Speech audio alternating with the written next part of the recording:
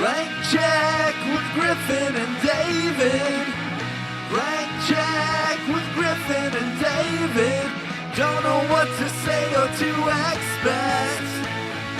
All you need to know is that the name of the show is Blank Check. I'm on Planet X looking for a dweeb who wears green fatigues. He wears glasses. He has long hair. And he... Chicken. Yes. Yes, chicken podcast.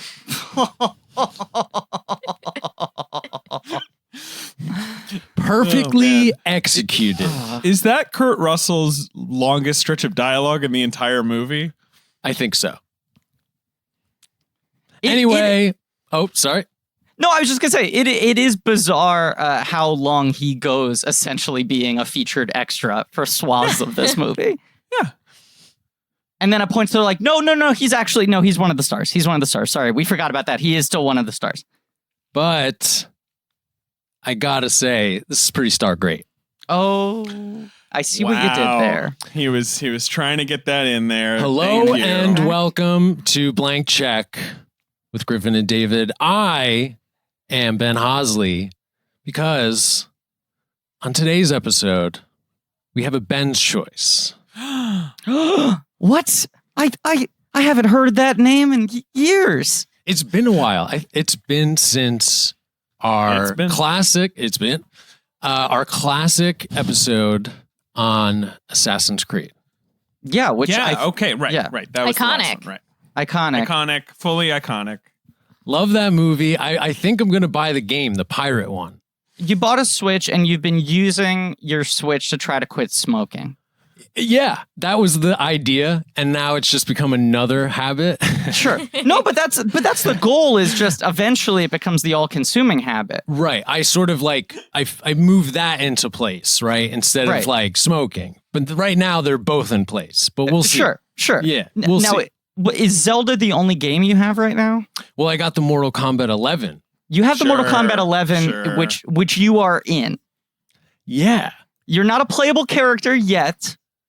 It's so great. Yes, right. I mean, who knows? Maybe with like an expansion pack, they'll adding they'll DLC throw all me the in. time. But you would rule. Your entire list of nicknames is in fact in the game Mortal Kombat 11 for those who don't know.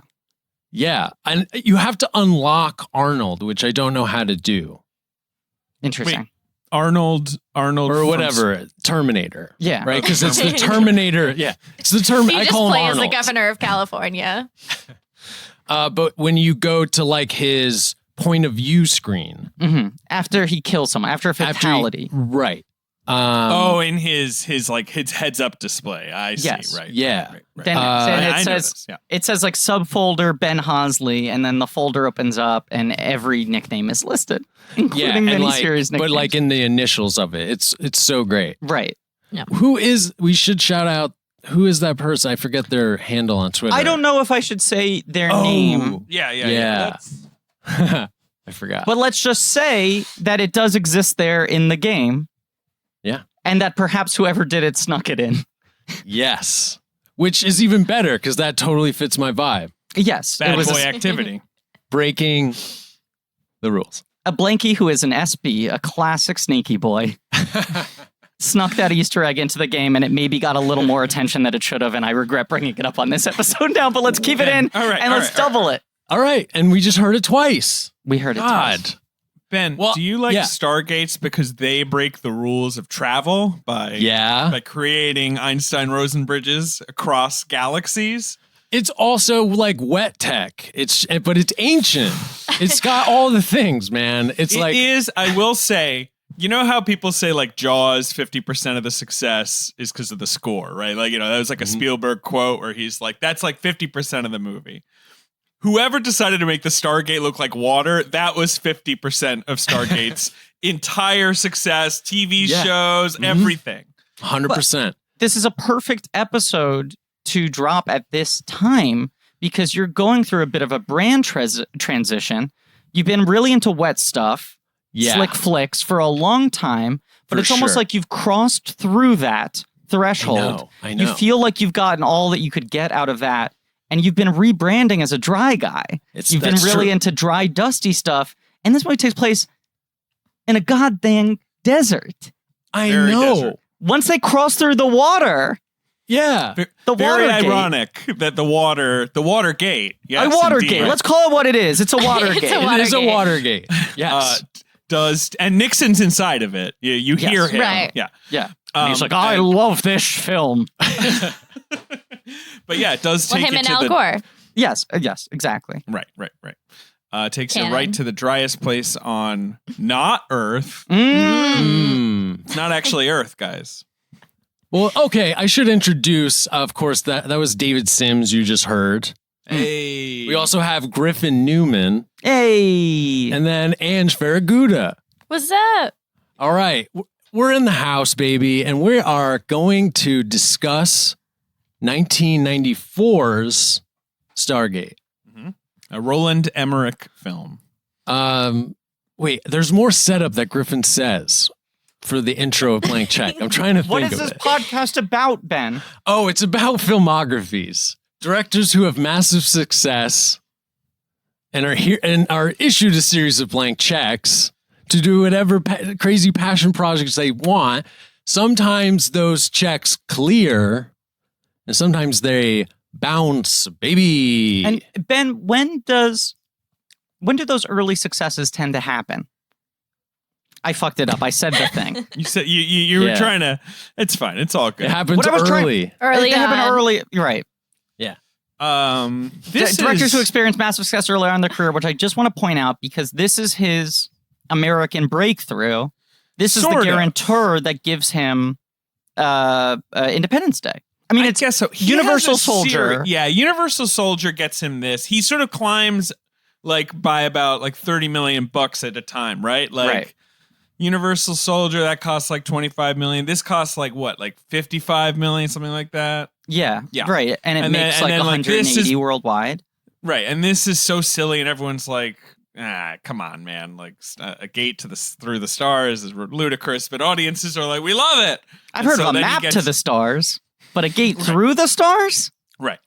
And then he gets Independence Day. I guess that's his biggest, but Independence Day was cheap. $75 million budget.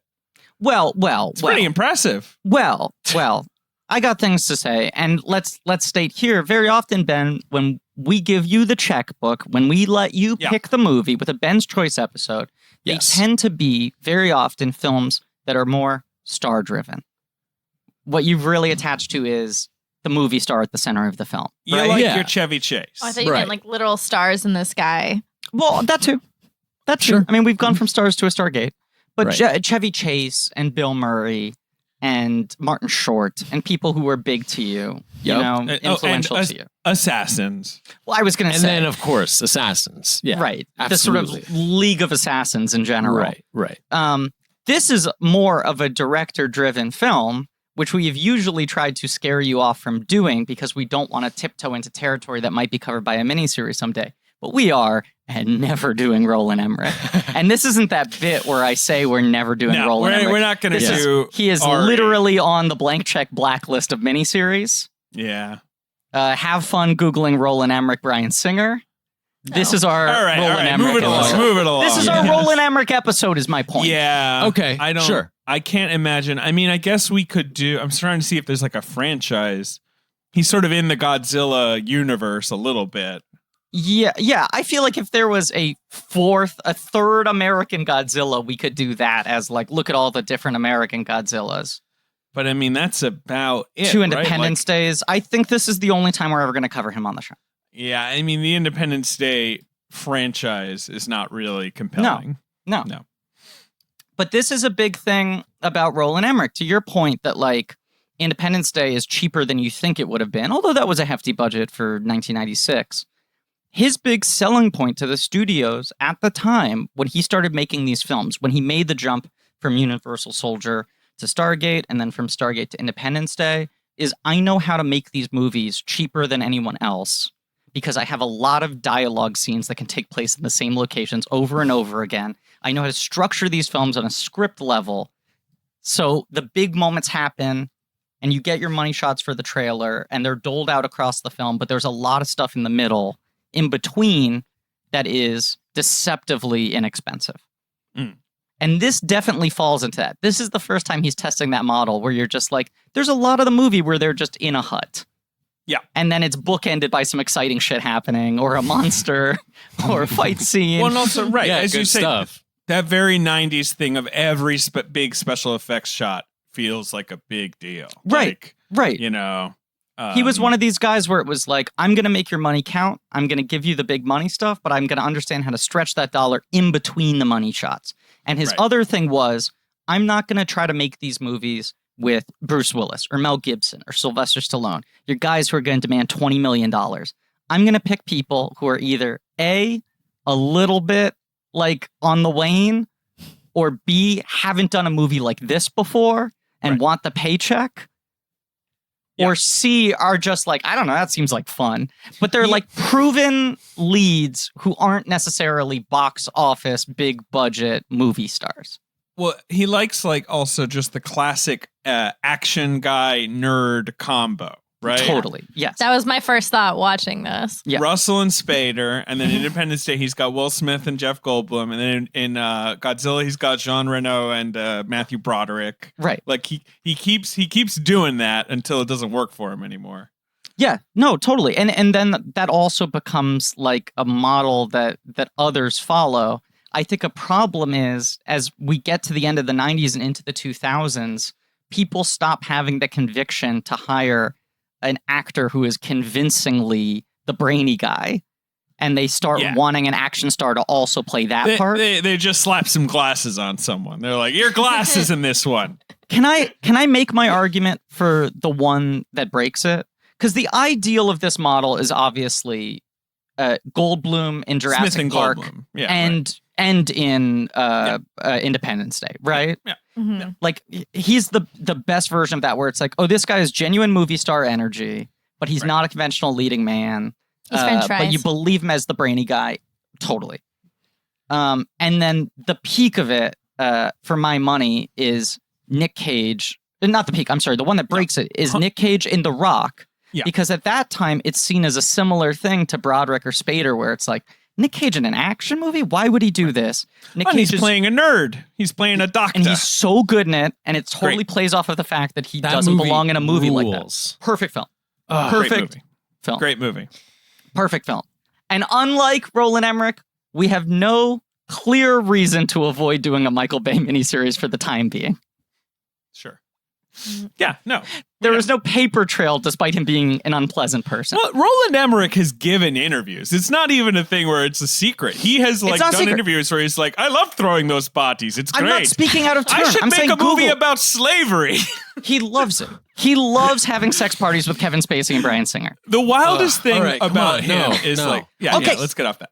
But like Godzilla, he's like, Godzilla doesn't really work, right? Kind of a bomb. Okay, all right. He's like, I'm definitely qualified to make a Revolutionary War movie. Insane.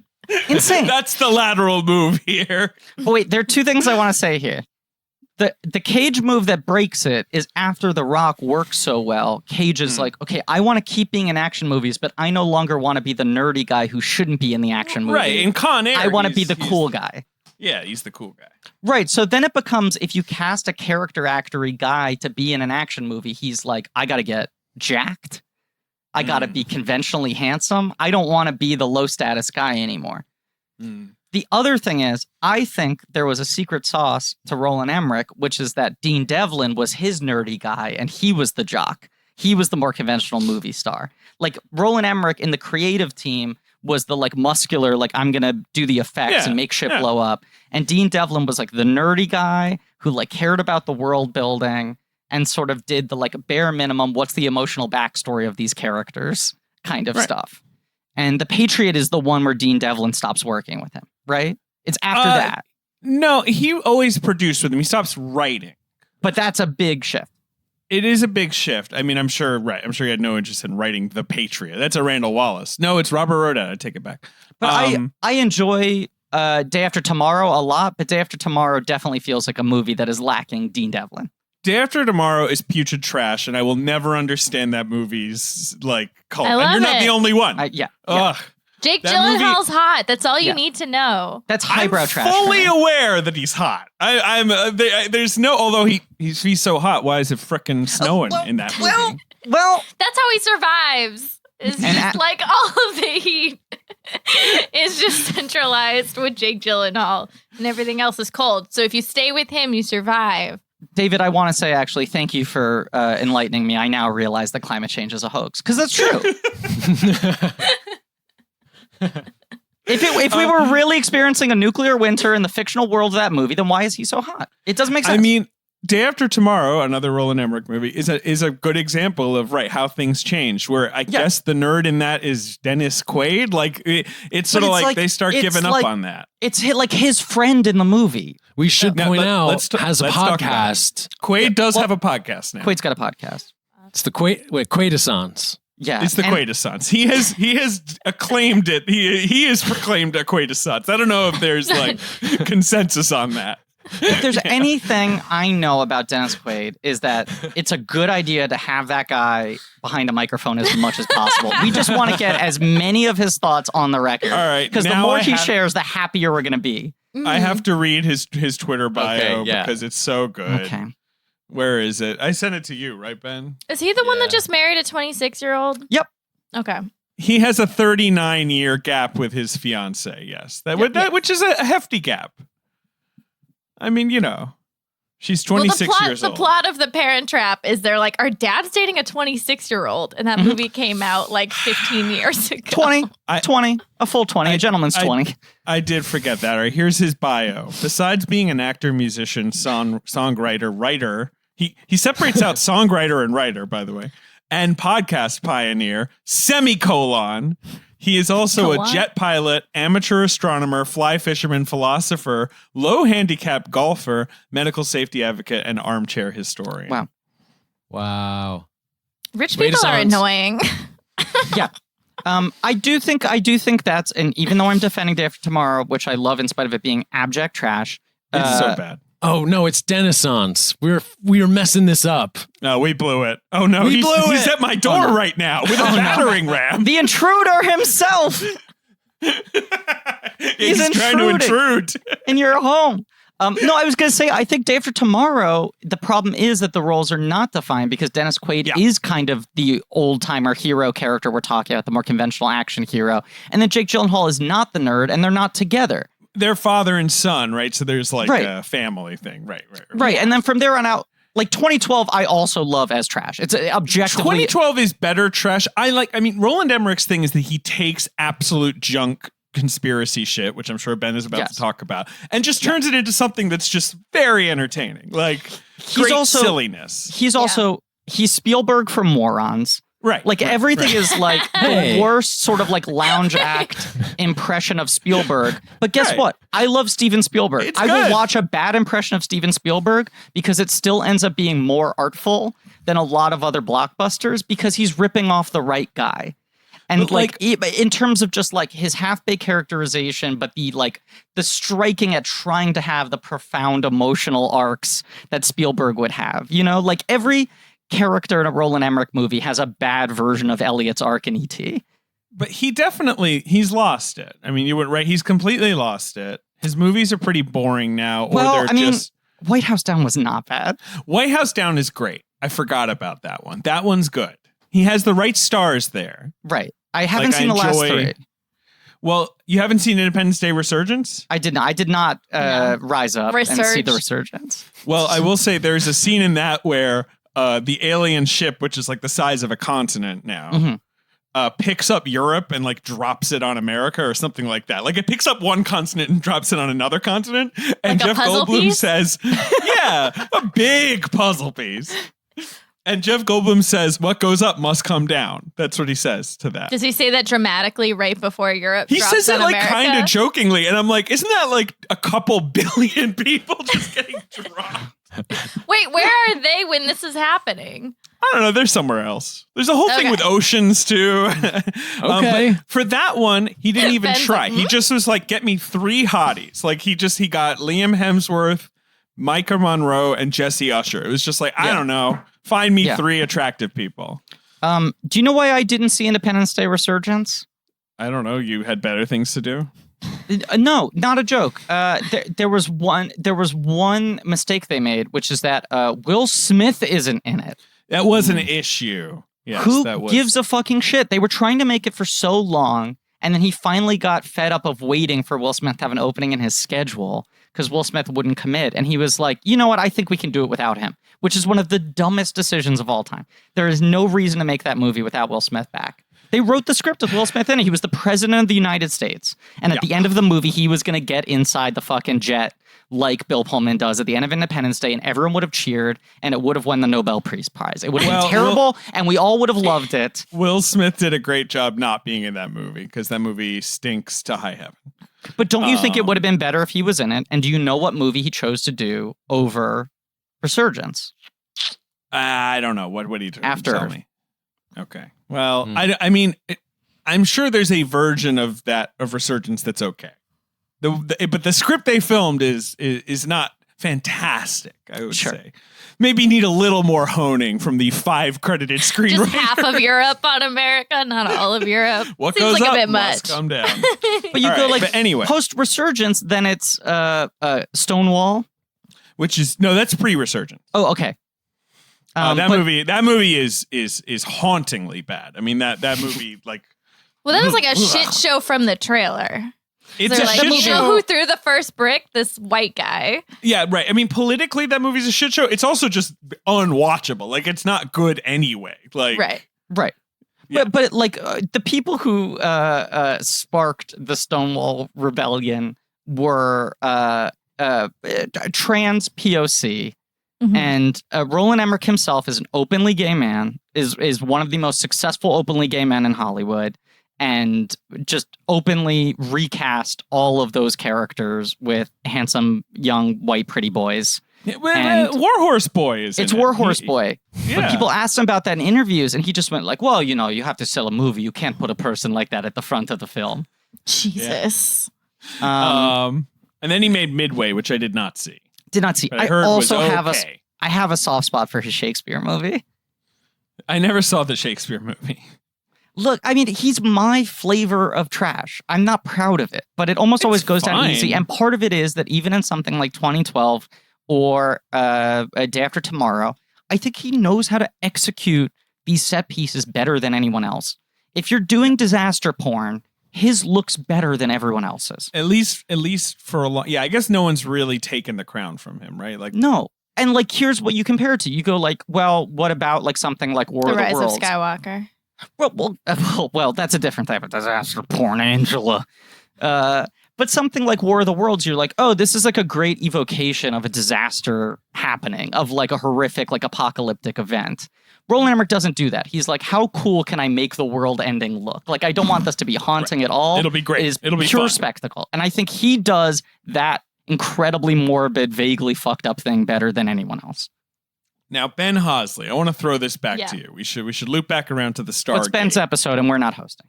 Why Well, did yes. you pick the Stargate? When did you enter the Stargate? These are all great questions. And since we are connoisseurs of context, for any listener who, has not heard of Ben's Choice before, here's the deal. A lot of these movies I watched on a porch.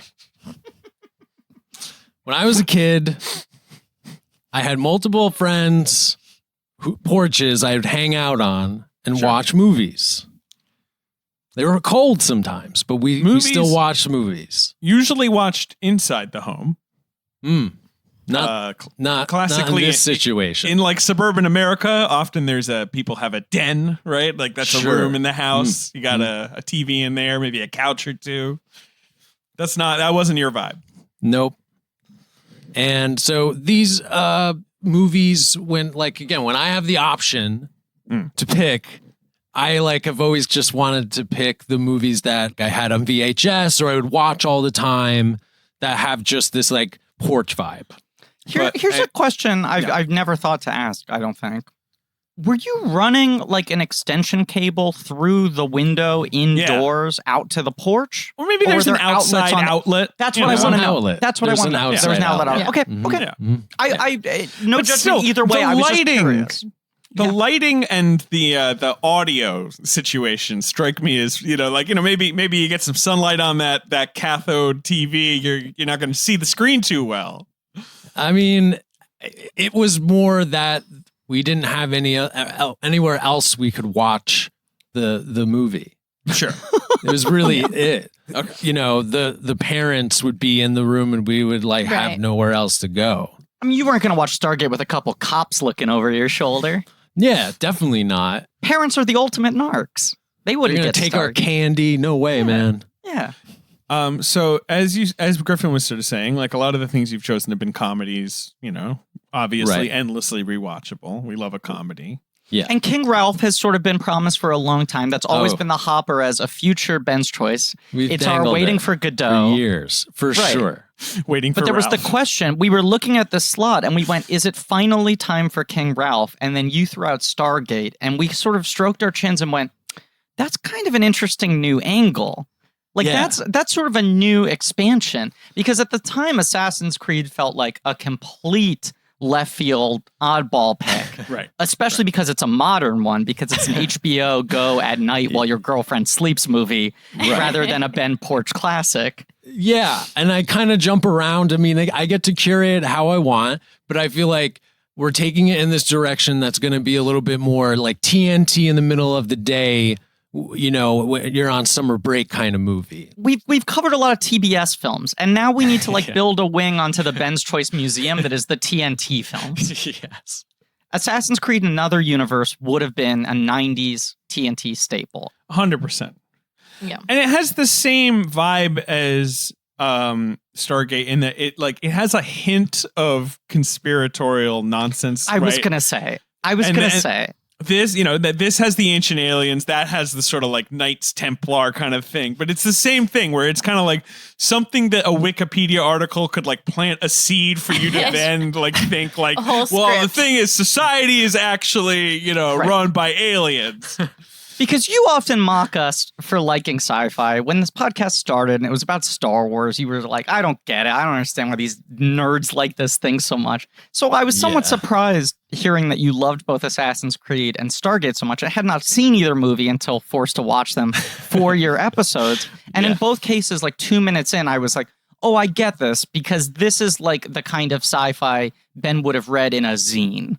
Like, this is that Yeah. kind of... Okay. Yeah. There's no machine guns in Star Wars. Right. And I think the other aspect of it is, David, as you pointed out, Stargate has the Ancient Aliens thing going on. Right. But it really has the Action Bronson watches Ancient Aliens on Viceland vibe. Yeah. That's the real, Right. that's the added element it needs to push it over the edge to being a Ben's choice. You know what I mean? It feels like a conversation starter yes, for yes. Ben as a teenager, Yes. right? You watch Stargate, you come out of that being like, I never thought about those dang pyramids. Like, what's going on with that? It's anarchist cookbook sci-fi. Oh man, I was so into like ancient Egypt and like tombs. What a And- surprise.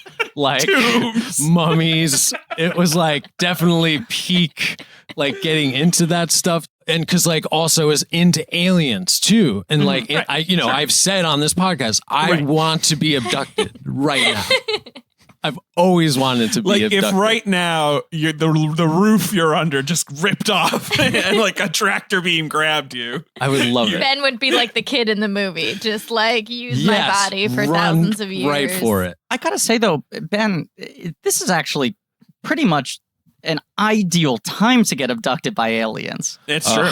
I mean, why we're not? talking mid-April 2020. I would love to be pulled off of this planet. Man, imagine leaving my house. That's exciting. Yeah, and it's just like I don't think the virus has spread to spaceships, right? Well, we don't know though. We don't know. Well, no, Unless but the come on. aliens started Instead of your apartment, you're on an alien spaceship? Yeah. Cool. I would not resist at all. All right, you've got ancient Egypt, right? Mummies. Check. You got aliens. So this movie is bridging those two things, and it has a Stargate in it. Yeah, it's bridging them with a wormhole. Well, no, Stargate should be in more movies. Well, This is See, I think crazy. this is an interesting point you're making, Ben, because there are many movies with aliens. There are many movies that cover ancient Egypt in some capacity. Yeah. There are a smaller section of movies that overlap the two, but there is literally no movie other than Stargate that covers all three circles in the Venn diagram. That is ancient Egypt, aliens, and a Stargate. You are correct that this is a cinematic dead end in that way. I want there to be like portals as a genre. Like a Netflix, portal movies. Ben, can I ask, were you someone who was already into the idea of like, how did the pyramids get here, ancient aliens, before this movie, or was this movie kind of an activation point into that sort of level of theorization? Activation. Cool. Yeah, because I mean, you were pretty young. Did you see this in 10. the theaters? No, I saw this on a porch. This was STP for you, straight to porch. The premiere for you was a porch. Straight to porch. A porch on premiere. a porch. I definitely saw this in theaters. I was Really? old. I was 8 years old. I was old enough to now have an interest in, like moderate action, right? You know what I That's mean? Like crazy. nothing too intense. So you and your family walked out of your Upper West Side apartment and walked to what, the Lowe's 84th Street? I mean, Lincoln Square, Yeah. 68. You nailed it. It was 1994, my friend. Okay, cool. Well, we're on the same page. Of course, you grew up in New York City and you saw the movie in New York City, and that's all I was trying to say. Because I think Star Trek Generations is also 94, right? Or is that 95 maybe? No, that's 94 as well. Those are like the early Star Trek Generations, the early blockbusters I can remember, like action movies that I can remember seeing in theaters, and as a kid being kind of like, oh, this is a lot. Like there's guns, there's explosion. Like, it was the sort of the next step up from your Disney. Did you guys notice the reload, the cocking sound effects in this movie? Are amazing. They're so present and loud. They're mixed so loud. It's perfect. And they sound so fake. It's like out of a video game. I mean, when you're a kid and you're like pretending to have a gun, that is right? You really sell the cocking of a gun. Yeah. Can we say that this movie has a very strange relationship to guns? Oh, like this, sure. This is when Roland Emmerich hasn't quite figured out how to do the like melodramatic human emotional storyline. You don't think it's close to the Iron Giant at all?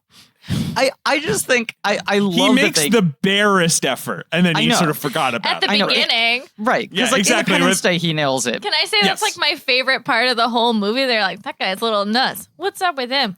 Kid shot himself. Oh, weird. I was gonna say that's where I go into like this is a bad impression of Spielberg stuff, because you have like this moment, this sequence that's entirely visual, where it's like wife looking out the Smoking window, a cigarette like at the kitchen counter. military men come in. Can we talk to him?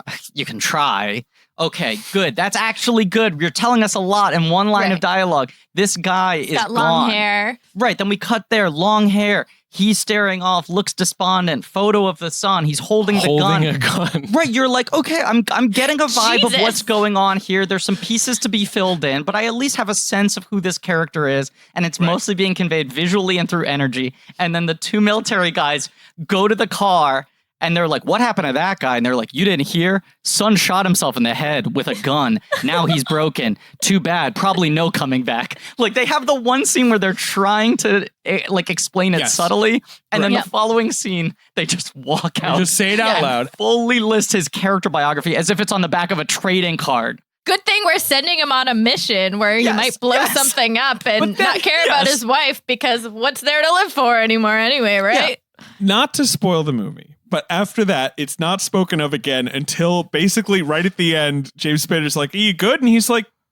yeah, I am good. And it's like that. You're like, this is it. All he needed was a little Stargate trip to clear his head out. Well, he needed to hand a machine gun to a child. I know. And then he's like, this all worked out. I know he finds a new son, or, at the other end of the galaxy. Knowing that this movie deals with like alternate dimensions and all this sort of shit, when it goes from here's shaggy-haired Kurt Russell despondent with a gun looking like he's on the verge of committing suicide himself, to then 2 scenes later he shows up, world's crispest haircut, like completely together, man on a mission, all business. I was like, is this an alternate reality version?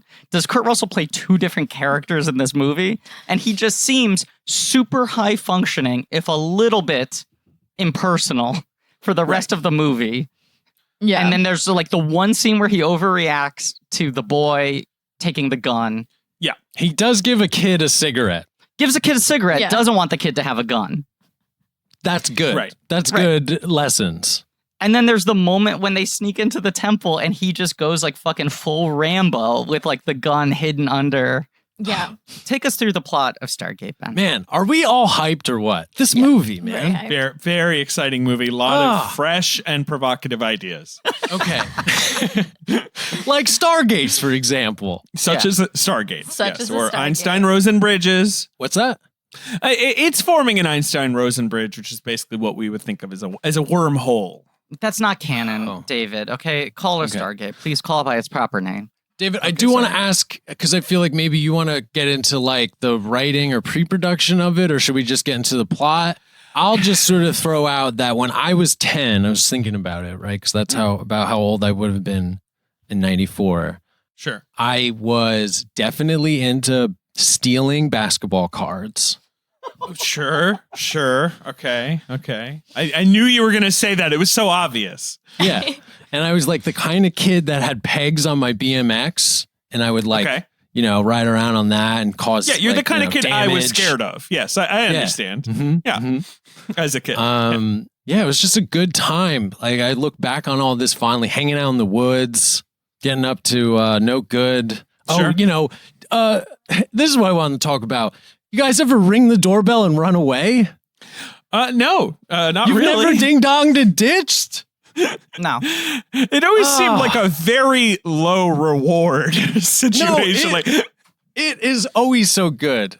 Anyway, that was the kind of stuff I was up to when I was 10. Ben, I will say the origin of this movie, if that's what you're asking for in terms of context, seems to be that Dean Devlin and Roland Emmerich really wanted to make a franchise. They had proven Yes. themselves with Universal Soldier, that Roland Emmerich had made a bunch of German films before that Dean Devlin was the key to him getting into the American studio system, and that he was sort of the nerdy sci-fi guy. They designed this to be a trilogy. That was always their intention. Right. They wanted this to be their Star Wars. They thought this was going to be like the table setting for their money franchise. Anytime there's a successful movie, and especially when a movie spawns a whole media franchise like Stargate has with multiple TV shows, there is almost always someone who comes out of the woodwork and says, I wrote this movie 15 years before they made the movie. Like, Finding Nemo becomes the highest grossing animated film of all time. Someone goes, I sent a spec script to Disney in 1984 that had a fish in it. Clearly, I wrote this movie. And then Right. the case is thrown out. Yeah. There is a guy who showed up sometime in the late 90s with evidence that he had directly shown a script to Dean Devlin and Roland Emmerich called Egyptscape, Hey. who was himself a very big sort of conspiracy theory, I think, scientist nerd. Sure.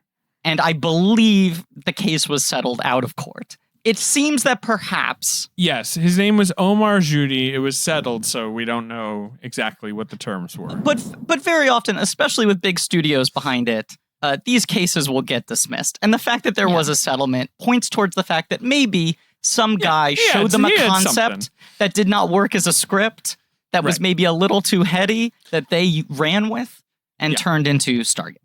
He sued them for $140 million, and it was settled out of court for $50,000.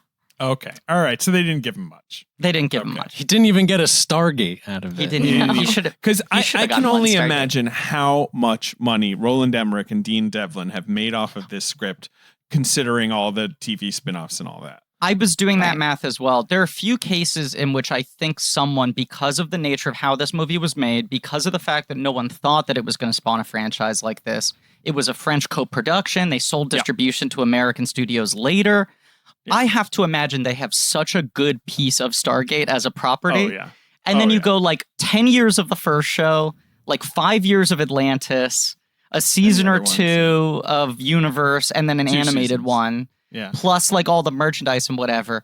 Like if they had never done anything again for the rest of their careers, they would be living insanely well off of just Stargate. Right. You started to tell us, David, about what the shows were like. Oh, sure.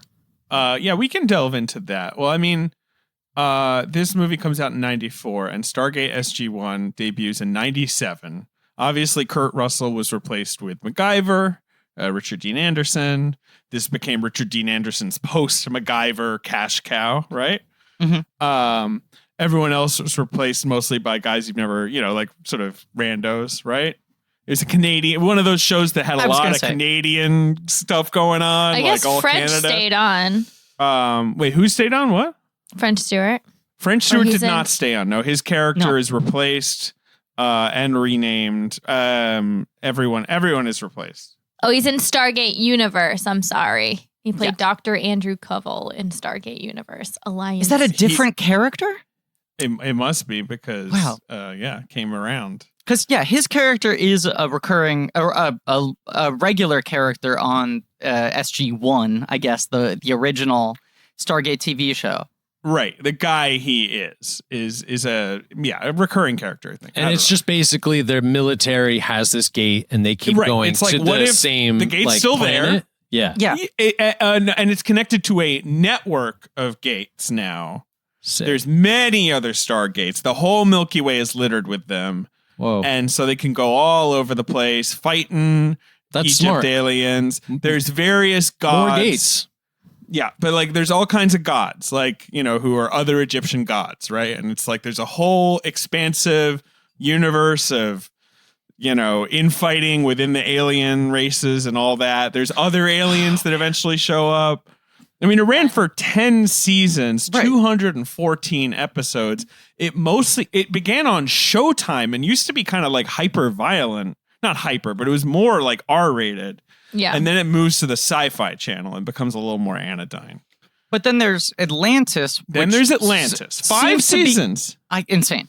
Seems to be doing what Roland Emmerich and Dean Devlin had always planned to do with the sequels. What they said was they want to make a trilogy where each one would be discovering a new Stargate. A new kind of mythology. Right. Tied to a different culture, a different sort of myth.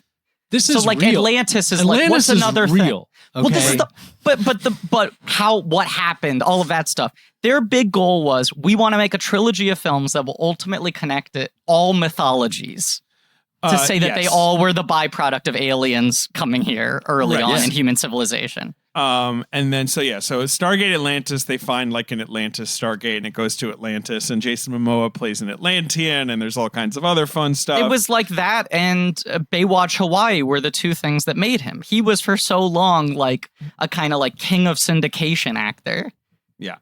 So do we have this movie to thank for Aquaman, basically? Kind of. And then you have Stargate Universe, in which they're on a spaceship that's lost in an unknown area of the universe. And I guess it must have a Stargate too. I don't know.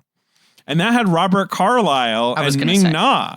Stargate Universe was, the other two shows had ended, and they were like, okay, now we're going to make a big budget one. Like, this franchise has clearly proven itself. Can we make the breakthrough show that becomes like a mainstream success?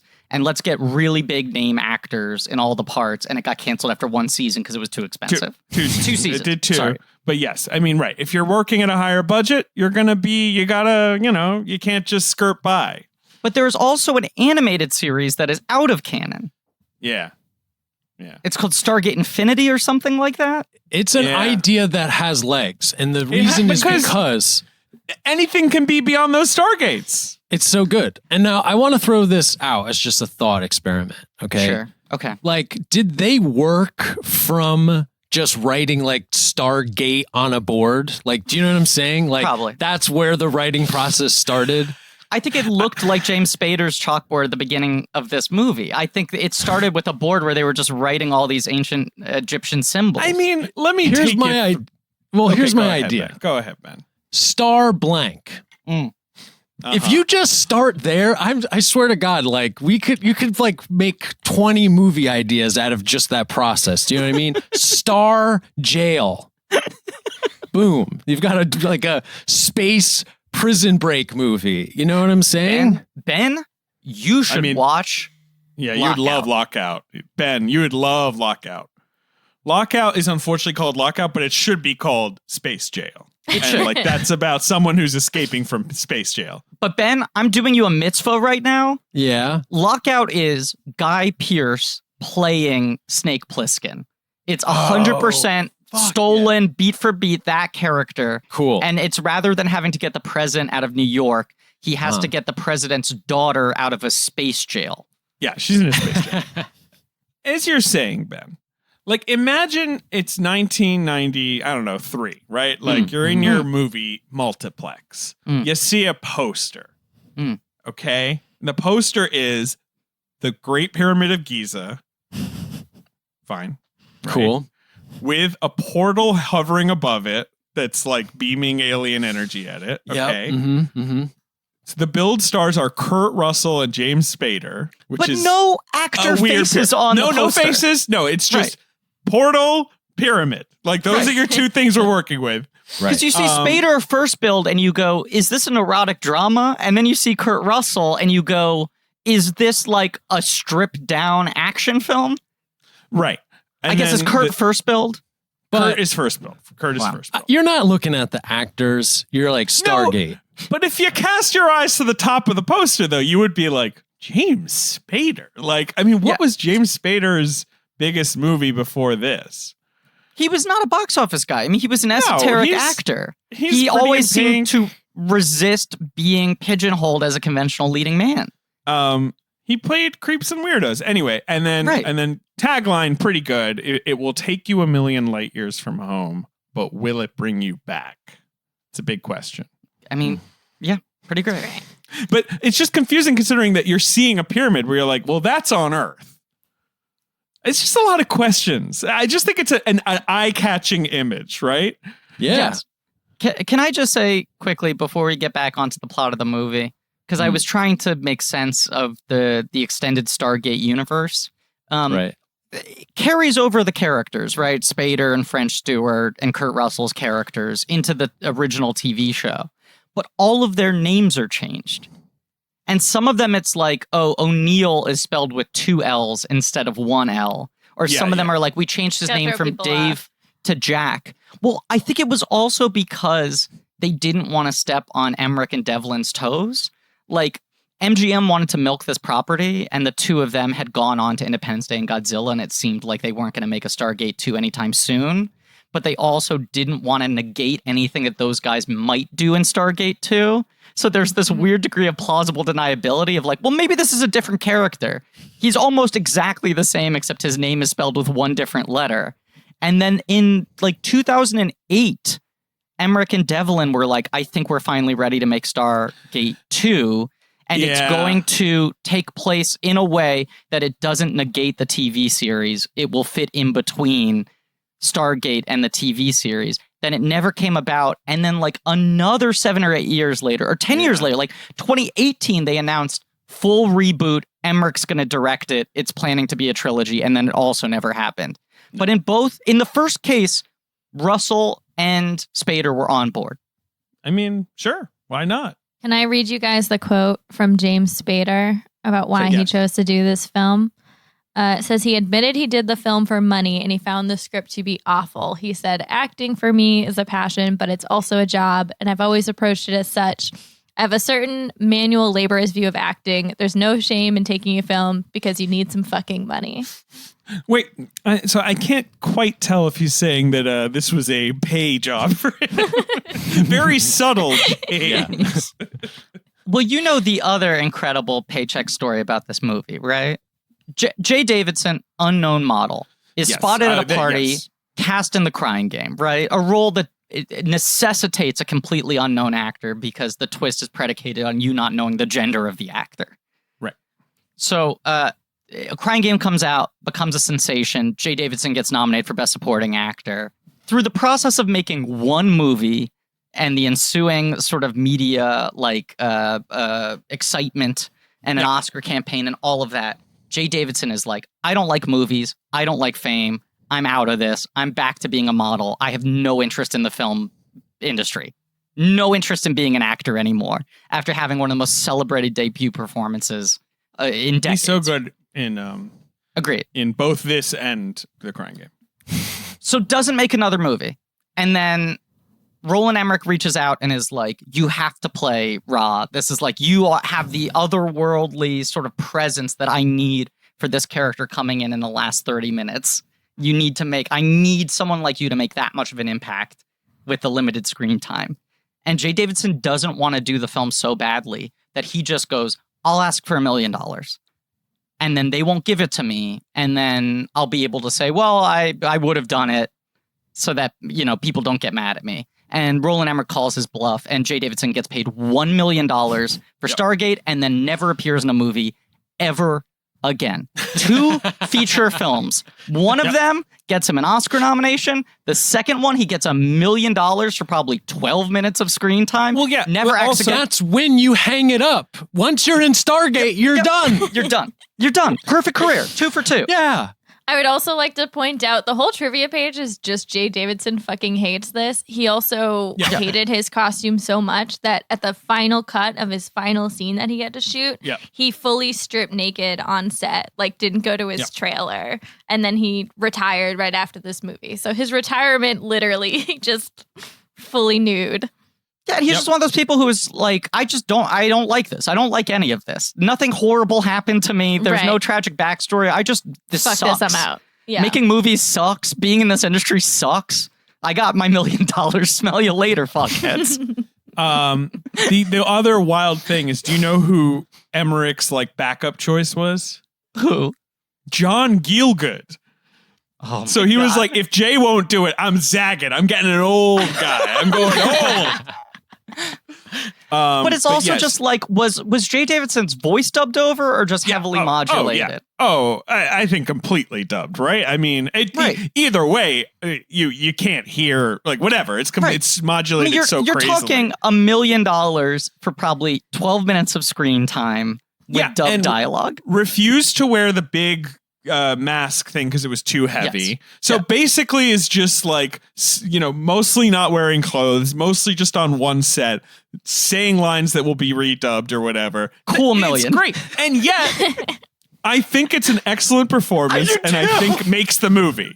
I agree. I think the movie doesn't work without it. I think you could fucking throw Kurt Russell and James Spader in the garbage and replace them with MacGyver and the muscles guy they got for the TV show. The movie would still basically function, would not function without Jay Davidson. It is the best shot in the movie is the reveal of Jay Davidson, is the CGI morph.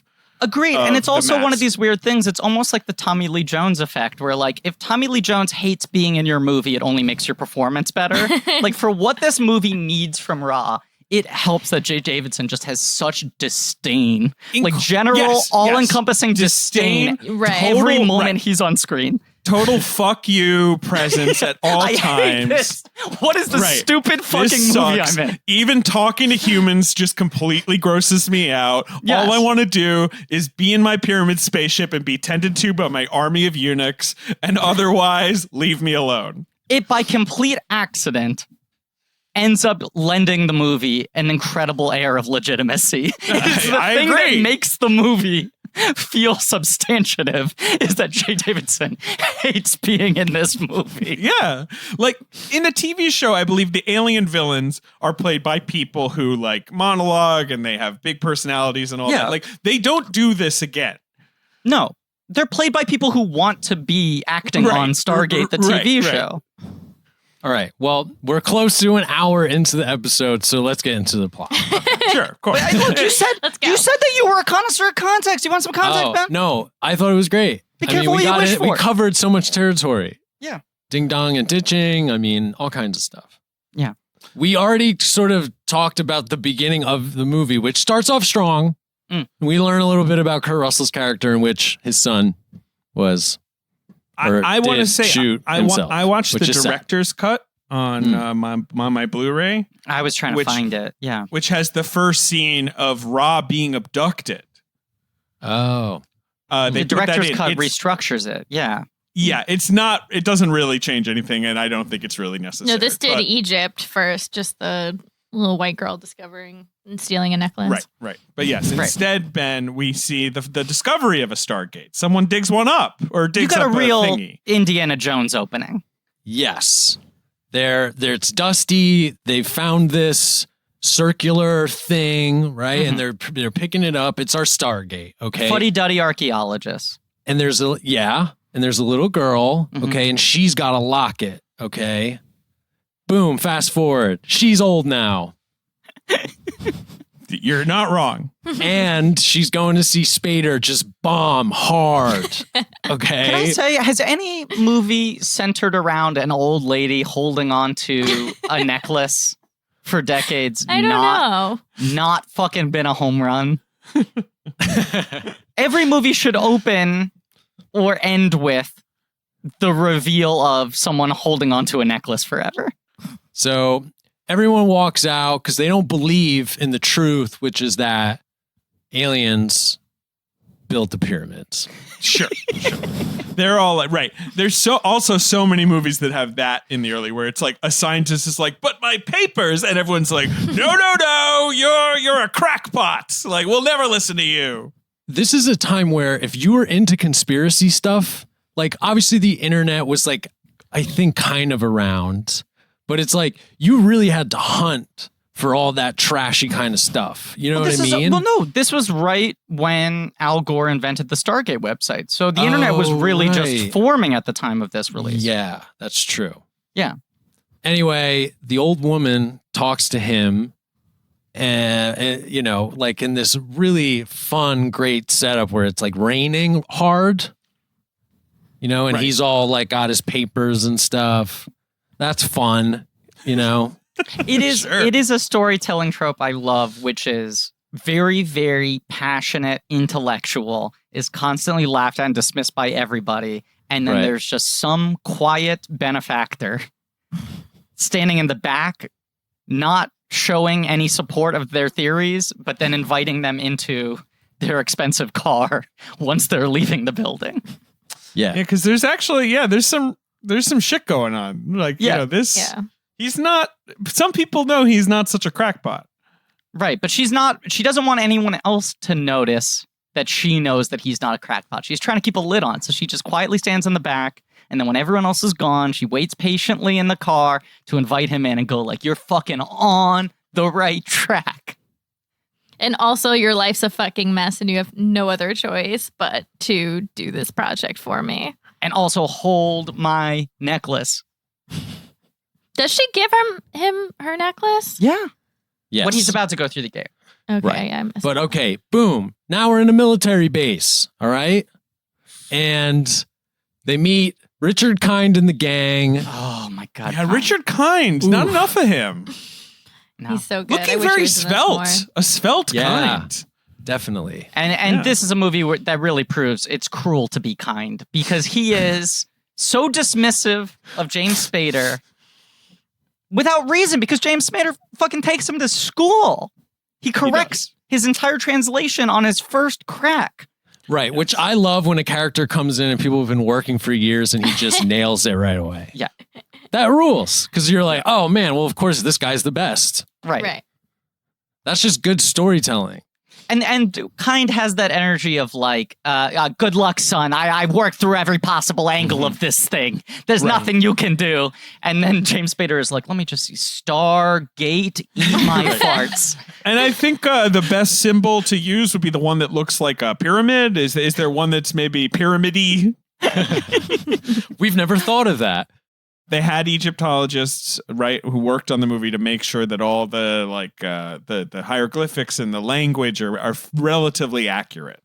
Well, this movie is hard sci-fi, yeah. Okay, and so then you have Kurt Russell coming in, taking over, right? He's got a new haircut. His life's totally together now. Now he's all together. He's in military mode. Yeah. Cut his hair. Right. Doesn't look like such a damn hippie anymore. No, and he's not sad. He's just like extremely stoic. Very focused. And I mean, there's just going to be some back and forth between him and the old lady. I don't even remember what they really talk about. But yeah, no, I mean, all this setup, I will say, to the movie's credit, they zipped through. Yeah. It's good. pretty quick to let's turn the Stargate on and then let's go through the Stargate. Right. If you're like me and you have ADD, you're like, hell yeah, let's just keep on rolling. Right. All right. So I feel like the one thing I want to mention with sort of the vibe of the military in being involved in this project, because like Area 51, as we all know, is a place where aliens are being stored currently. Right. Currently. Yes. They're on ice. Or do you think they're like walking around? I think they like are wearing lab coats and working at computers. Yeah, the only person on ice is Austin Powers. So, Ben, do you remember when there was that? Was it last year? It feels so long ago when all the teens were going to Naruto run at Area 51. Yeah, I wanted to go. Where it was like, we know it's near here. Let's all meet at this Let's point just on the map, go. and then we'll just Naruto run. And the military had to be like, please don't do that. We're going to be obligated to shoot you.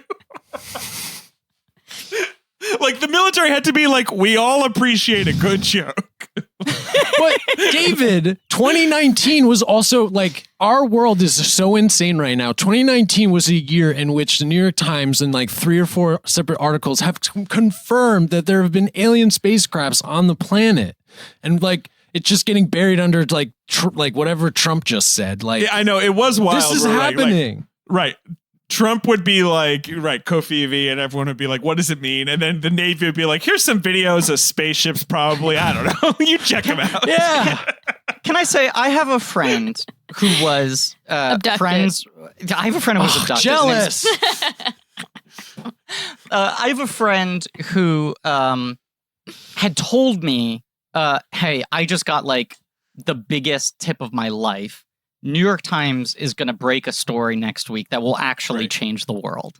And I was like, oh, is there some crazy like movie news coming out? Is someone about to be like canceled? Is there some scandal?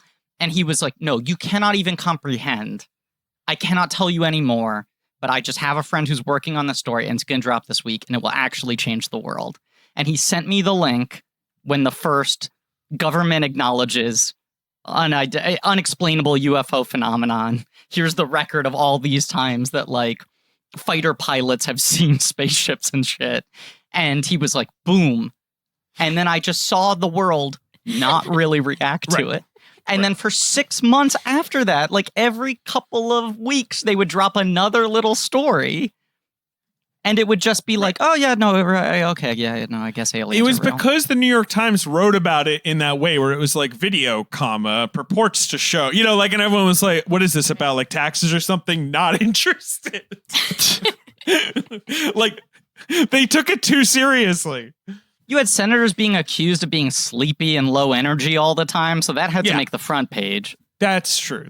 Marco Rubio did sit in a big boy chair, and he is a little baby boy, and we needed to talk about that a lot. Top story. Yeah. So, all right. All of this to say that the military always looks at like the presence of aliens as a threat. Okay. Yep. Which is like this trope that I feel like why is the military always trying to like make a situation bad? Do you know? Wait, what do you mean? Like, you mean they find a Stargate and they're always you like, don't sorry, how can we be bad? You know what I mean? Like, it's like alien technology. How can we be bad? Like, I think it provides good dramatic conflict within a movie. interesting. Within a sci-fi movie, that you always need to have a believer and a skeptic. Yeah, And it's also in movies, the skeptic tends to be someone who wants to bomb them to death. God. to address your question seriously, like, and I think this is very easily documented, like post-Vietnam for a good 20 years, the military is a totally suspicious entity in movies. Like, and The Rock is sort of at the peak of that, where The Rock is basically about the military being like, we never got over Vietnam, so we will occupy the Rock. Right. There's just such massive distrust at anything the military says is necessary. Right. And they're shitty at their jobs. And like you say, they're always like, and also maybe, what if we like snuck a nuke through the Stargate? I don't know. Maybe that's a fun idea. Like, you know, like they're like in Armageddon. I mean, there's a nuke on the space shuttle and everyone's, well, actually, no, they're going to blow up all right, forget, I take that back. Oh no, it's right. The line in Armageddon that I love is when William Fichtner has the gun and Will Patton says, "What are you doing with a gun in space?" It's a great line. But Stargate also, it's just like, they don't lay out the track. They just sort of go like, here's a bunch of military dudes acting really sketchy. They're really cold to James Spader.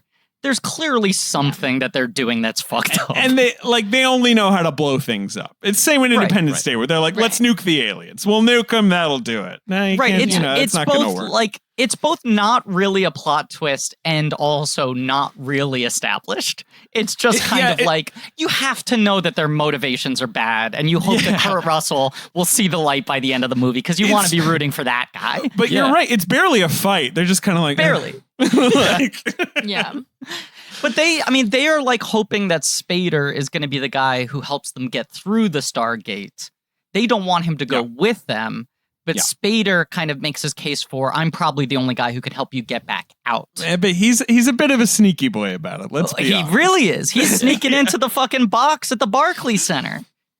So, all right, let's just go over some of the stuff leading up to them going in the Stargate. We'll get it over really quick. Great tech.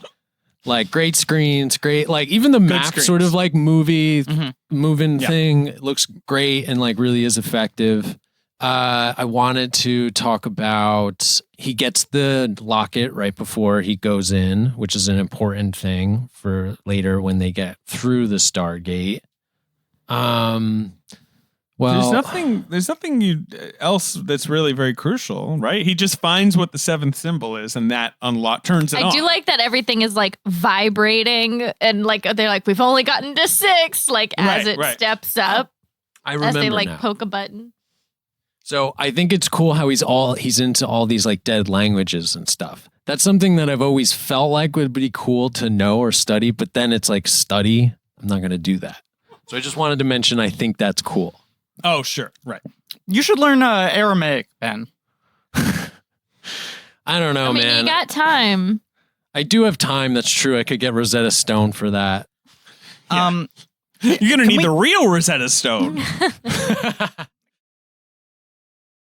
Ring, ring, ring, ring. Ring, ring. Oh, a Zoom call? A little Zoom call? Oh, okay. I think we're getting Zoom bombed again. David, do you want to let them in? I'll just allow access. Here we go. Hello. Hello. Good morning. Good morning to you, too. Congrats on surviving another day in these difficult times we're all living through. It's Brooklyn Manuel Miranda. Brooklyn and Manuel Miranda. In a while. You popped in once before, years ago. It felt like maybe it was time for a return of Brooklyn and Manuel Miranda. We've got, Hamilton is going to hit Disney Plus, right? Right, it's vaguely topical again for me to be doing an ad read. But also, my brand these days is kind of being the, like, all good vibes guy on Twitter. You know? Right, you're very positive, you're a very cheerful presence. Like celebrating, just making it through the day. You know? Absolutely. And here's a fact. Yes. Small changes turn into lifestyle changes. You mean, sure. What are you talking about? David, examples include, but are not limited to, waking up 5 minutes earlier each week. Turned 8 a.m. into 6:30 a.m. Meatless Monday turned into vegetarianism. Subbing soda with water once a day, cutting out soda completely. I see. So you're saying, like, if you just do things incrementally, you can make a big change in your life. I'm saying a towel can turn a bathroom into a spa. A loungewear can turn a function into luxury. Bedding can turn a bed into a retreat.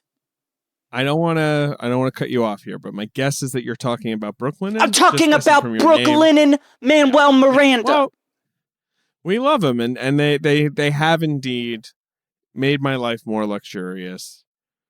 I've got my nice bathrobe. I've got my nice Brooklyn towels. I've got my Brooklyn sheets. I'm a Brooklyn boy.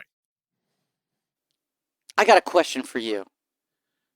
Go ahead and ask that question. I'm going to point the spotlight in your face, David. I'm going to pass the mic over to you and ask you a question as long as we're on the subject of small lifestyle changes becoming a movement. David, how does a bastard orphan son of a whore and a Scotsman dropped in the middle of a forgotten spot in the Caribbean by Providence, poverty, and squalor grow up to be a hero and a scholar? You're just doing the song Alexander Hamilton now. The $10 founding father without a father got a lot farther by working a lot harder, by being a lot smarter, by being a self-starter. By 14, they placed him in charge of a trading charter.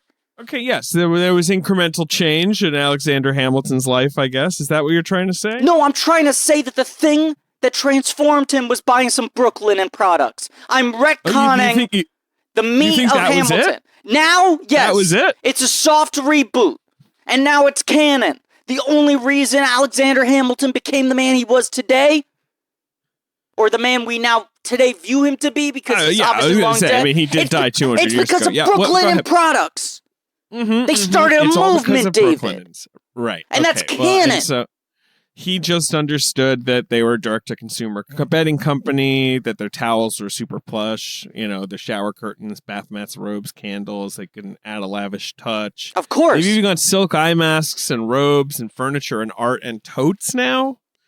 They've got all kinds of great stuff. Well, BrooklynInn.com is the perfect place to start making small changes that make big differences, and they're so confident in their product that all their sheets, comforters, and loungewear and towels come with a lifetime warranty. Okay? So go on, make yourself comfortable, get 10% off your first order and free shipping when you use promo code CHECK only at BrooklynInn.com. That's BROOKLINEN.com, promo code CHECK. 10% off? Everything you need to live your most comfortable life. 10% off your first order and free shipping. 10% off and free shipping? Yes, at BrooklynInn.com, promo code CHECK. Talk about a small change starting a movement. It begins with 10%. And David, then a hurricane came and devastation reigned. Okay, I'm cutting him off, David. Yeah, that's enough. That's enough of that. That's enough of that. I mean, I agree with his takes on Brooklyn, and yeah, he's right. I mean, he's never been so right in his entire life. Can we talk about the moment when I saw it? I imagined must have instantly transformed this movie from a one-time porch watch to a Ben Hosley porch classic. I want to say Forky also, while we were watching this, was like, man, this is a real Ben joint. Like, it was very obvious. Go ahead, Griffin. And then said trash. Yeah, of course. The moment where I went, I understand its gold label status in the Porch Classics collection, is the visualization of traveling through the Stargate. Yeah. Yeah. The like science center, planetarium opening. Right into the abyss. The best. Yeah, this is some real like Encarta, exactly. Yes, it's a CD-ROM version of the final flight sequence from 2001: A Space Odyssey. It's like you could say it's like, I don't know, vaporwave or something. Maybe a tad vapor. Yeah, right. I didn't think about this as like the fountain of vaporwave. Yeah, exactly. Even just like the poster aesthetically feels like that. Yeah. I mean, the Stargate itself looks like a vaporwave. Yeah. Which also the graphics on that too is so of its time, right? Like, all right, so let's just get into it. They're going through. They've got some little droid boy going ahead, and then they're. I mean, it feels kind of crazy how little setup they have, other than him just being like, "Well, I am a sneaky boy and I have to go," and they're like, "All right," and now we're going in. They let him enter the Stargate like 30 minutes after meeting him and bringing him to see the Stargate. Yeah. If that. He's like, I don't know, you're going to need some kind of symbol. They're like, he nailed it. Let's take him to the Stargate right now. Right. They're like, this military like troop, they have their bags packed. They show up every morning at 8 a.m. ready to walk through the Stargate. And they're like, just let me know if you figure out that code. James Spader shows up, he cracks it, and they're like, we're good to go. Do you want to come with us? We have just any calls you have to make, get them done in the next 5 minutes. Chair. Yeah, right. All right, so we get to see them unlock like the coolest thing ever, which is a Stargate. They unlock the gate. They unlock the gate. That's true. The Stargate. Yeah. They override Mark Maron's wishes. And he hates this film. He finds it offensive. And they get out on the other side and sort of like a very much a representation of my current sort of journey. Now they're in this arid desert alien land. Right. They move through the wet into the dry. Into the It's dry. so striking. It's like it really, the light of it just brings this whole new energy. Okay. And now you're like, cool. They're on a new friggin' planet that has oxygen. Like, what's going on here? Right. They go from thinking, oh, this is just a weird alien planet, to then recognizing, oh my God, these are what they think the ruins of a long gone civilization. Yeah. They think they're entering into ruins. But in actuality, it's like a whole new planet. And with like human beings that have evolved in their own way, and they have like this dead language. It's just like, it's so exciting. Man, I would love to do something like this. To go through a Stargate and find yourself on another galaxy's planet just wanted with a that lot of clarification. cultural... Where Right. humans had been stolen. Yes. The idea is, right, that Ra was taking humans from our planet and putting them Yes. here, right? Yeah. From On his own actual planet. ancient Egypt. Yes. And they've been stuck And here then Egypt ever started since, to right. fight back, and he was like, all right, well, I'm going to keep Closing these the guys Stargate. on this Right. side. Right. Right. But he has suppressed them so that they have never evolved past the ancient Egypt. He has outlawed mindset. writing. Yes. Right. But you got that cut, like as they're emerging, where you see the pyramid, and then behind it you got all the moons. You got 3 moons, baby. Yeah. Not so you one. know this different. Yeah, exactly. right. All right. And it's a pretty arresting image. I do like it. It does look Look, cool. I've seen 1 moon. I've even seen 2 suns. But 3 moons? Now Pretty I've good. seen everything. It's the rule of 3s, baby. 3 Yep. moons. Ultimate heighten. And so they meet this like alien horse in the desert or something. Yeah, And it's so like you're a yarn steed. yeah. And so it's got a saddle though. Oh man, there's people here, right? They had set up like a base camp, so they split off, right? One fraction stays behind of the military guys. Spader and Colonel and like I think 2 other military dudes, they go and they are going to investigate some like tracks or something. Oh, there's the hijink of Spader getting dragged along by the alien horse. An extended This movie's got sequence. such a light touch. a long bit. Yes. I had to check the credits. I paused it because I thought this was a Roland Emmerich movie, not an Ernst Lubitsch film. It's got the velveteen touch of a dandy fop. Do they ever explain what's up with the alien horse thing? It's just, you know, it's an alien planet. Yeah, they want to sell some more toys. What do you mean? What explanation do you need? I mean, I like the look of it. I like that it's a big old puppety thing. That's fun. yeah, love it. But it is funny that they're like, yeah, these guys are humans. They're stuck here. And also they have alien horses. Anyway. Yeah, Rob There's probably no- brought it with him from his home planet. I don't know. But why That's didn't he bring fucking any to Earth? Don't Why is he question fucking this. skimping on the alien horses for us? David, don't look an alien horse in the mouth, okay? It's a gift to us, the viewing public. Listen, we don't need to know why this planet has the same atmosphere and like oxygen is present. It's like gravity is the same and like Absolutely we can not. just exist Right. like we would normally would. We don't need to answer those questions because this No. movie's cool. Okay. And that's all it's going for. Accept it gladly.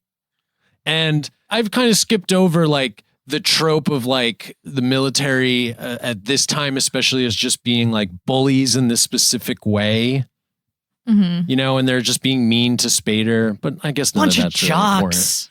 Yeah, they're such like jocks, man. Yeah, he And- gets bullied by French Stewart. That Should really we talk burns. about French Stewart? It's completely insane. We have to talk about it's a national emergency. His arms, he has my arms, okay? He's supposed to be in the fucking military, and he has my level of arms. And he's not an expert in anything. Because then at least I'm like, oh, okay. He's an expert in fucking yap, yap, yap, wine, wine, wine is what he's an expert For in. sure. He Yeah. should fucking work in a restaurant, all the wine he's Okay. doing. Okay. It is funny though because it's like when French Stewart breaks out with Here's Third Rock my from the impression sun. of French Stewart. Okay, David is holding up a bottle David's of. doing prop work now. What is that? Pinot Gris? What are we looking at there? Yeah, it's a Pinot Gris. It's a big boy. It's a big boy. It's a chungus. David is holding up a chungus of wine. I just got a delivery today. Okay. Keep it in your pants. David, could you just come in a little closer? A little closer? I thought that visual bit was pretty cool. For the listener at home, Ben leaned in really close to his computer screen, thus himself executing a visual bit that will be lost on the audience. Yeah, this is good. All right, so we're in the city at some ancient primitive place.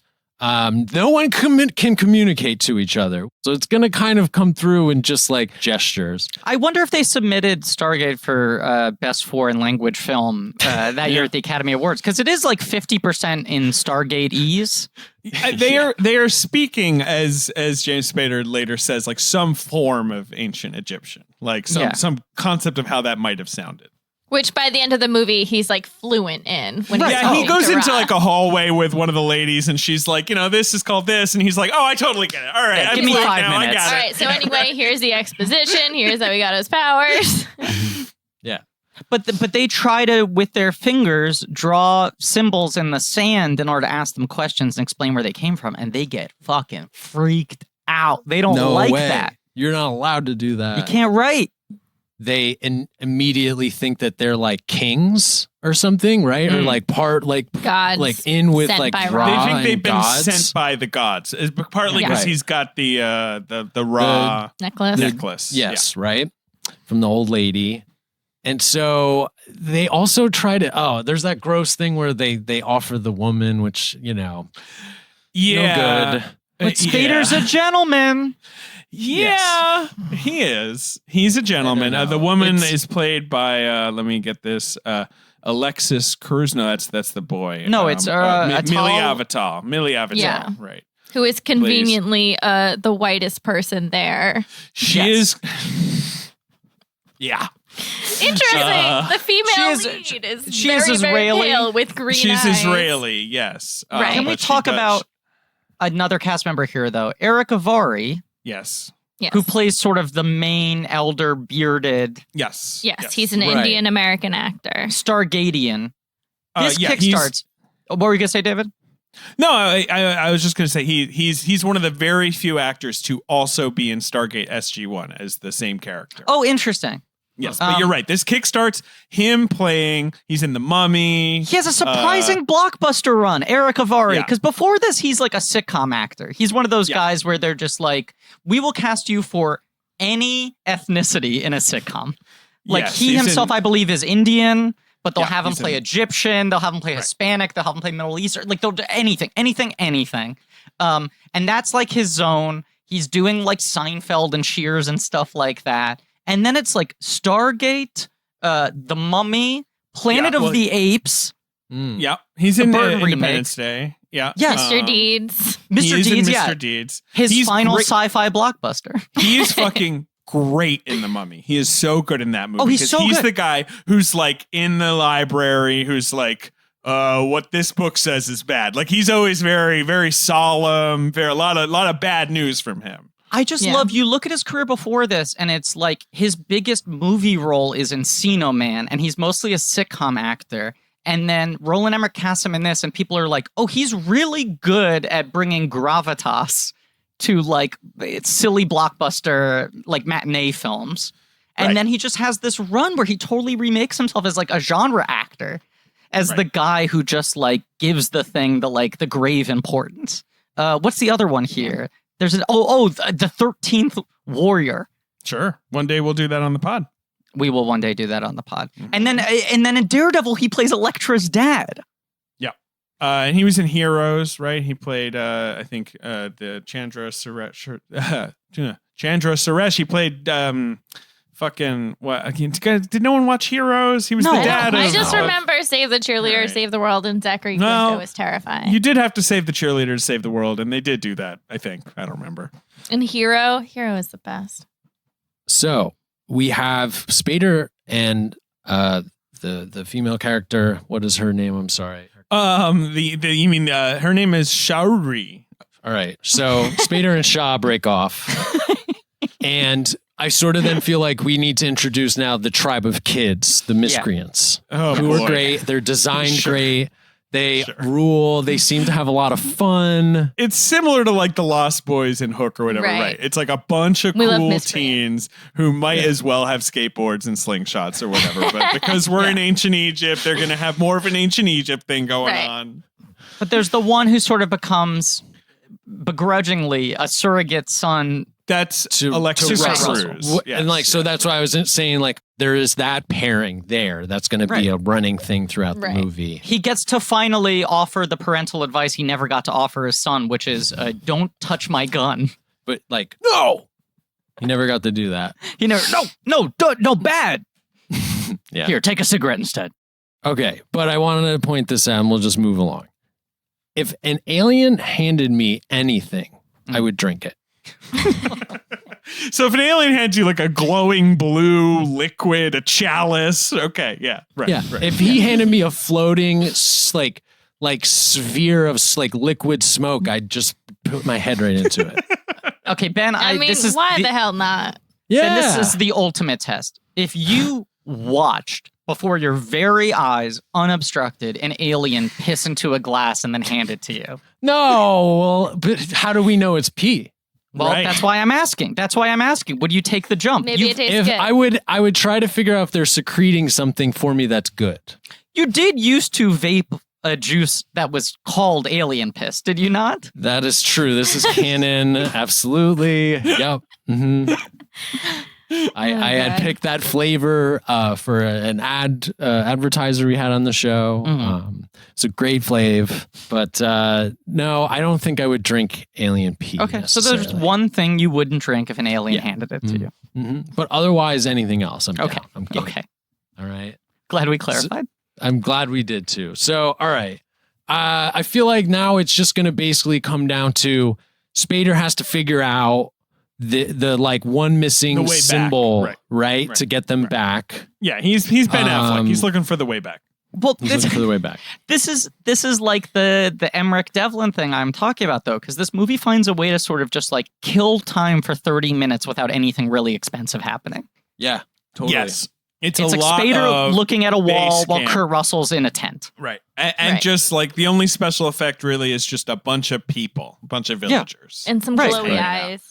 And then, so it's true how it's like pretty chill for a while, and then a pyramid spaceship shows up. Yes. Yeah. So the other soldiers that are still at base camp where they entered, God Ra himself shows up in a friggin' pyramid spaceship. He's got a pyramid scheme.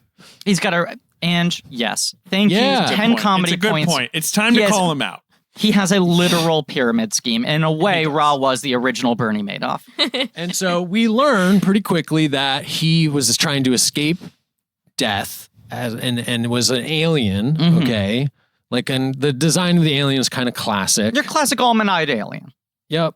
And so he went to primitive Earth and he inhabited the body of an Egyptian. And Academy Award nominee J. Davidson. Yep. Made his whole pyramid scheme happen with some Stargates. And now he's off to the races and he's still alive. And I guess he's kind of just checking in.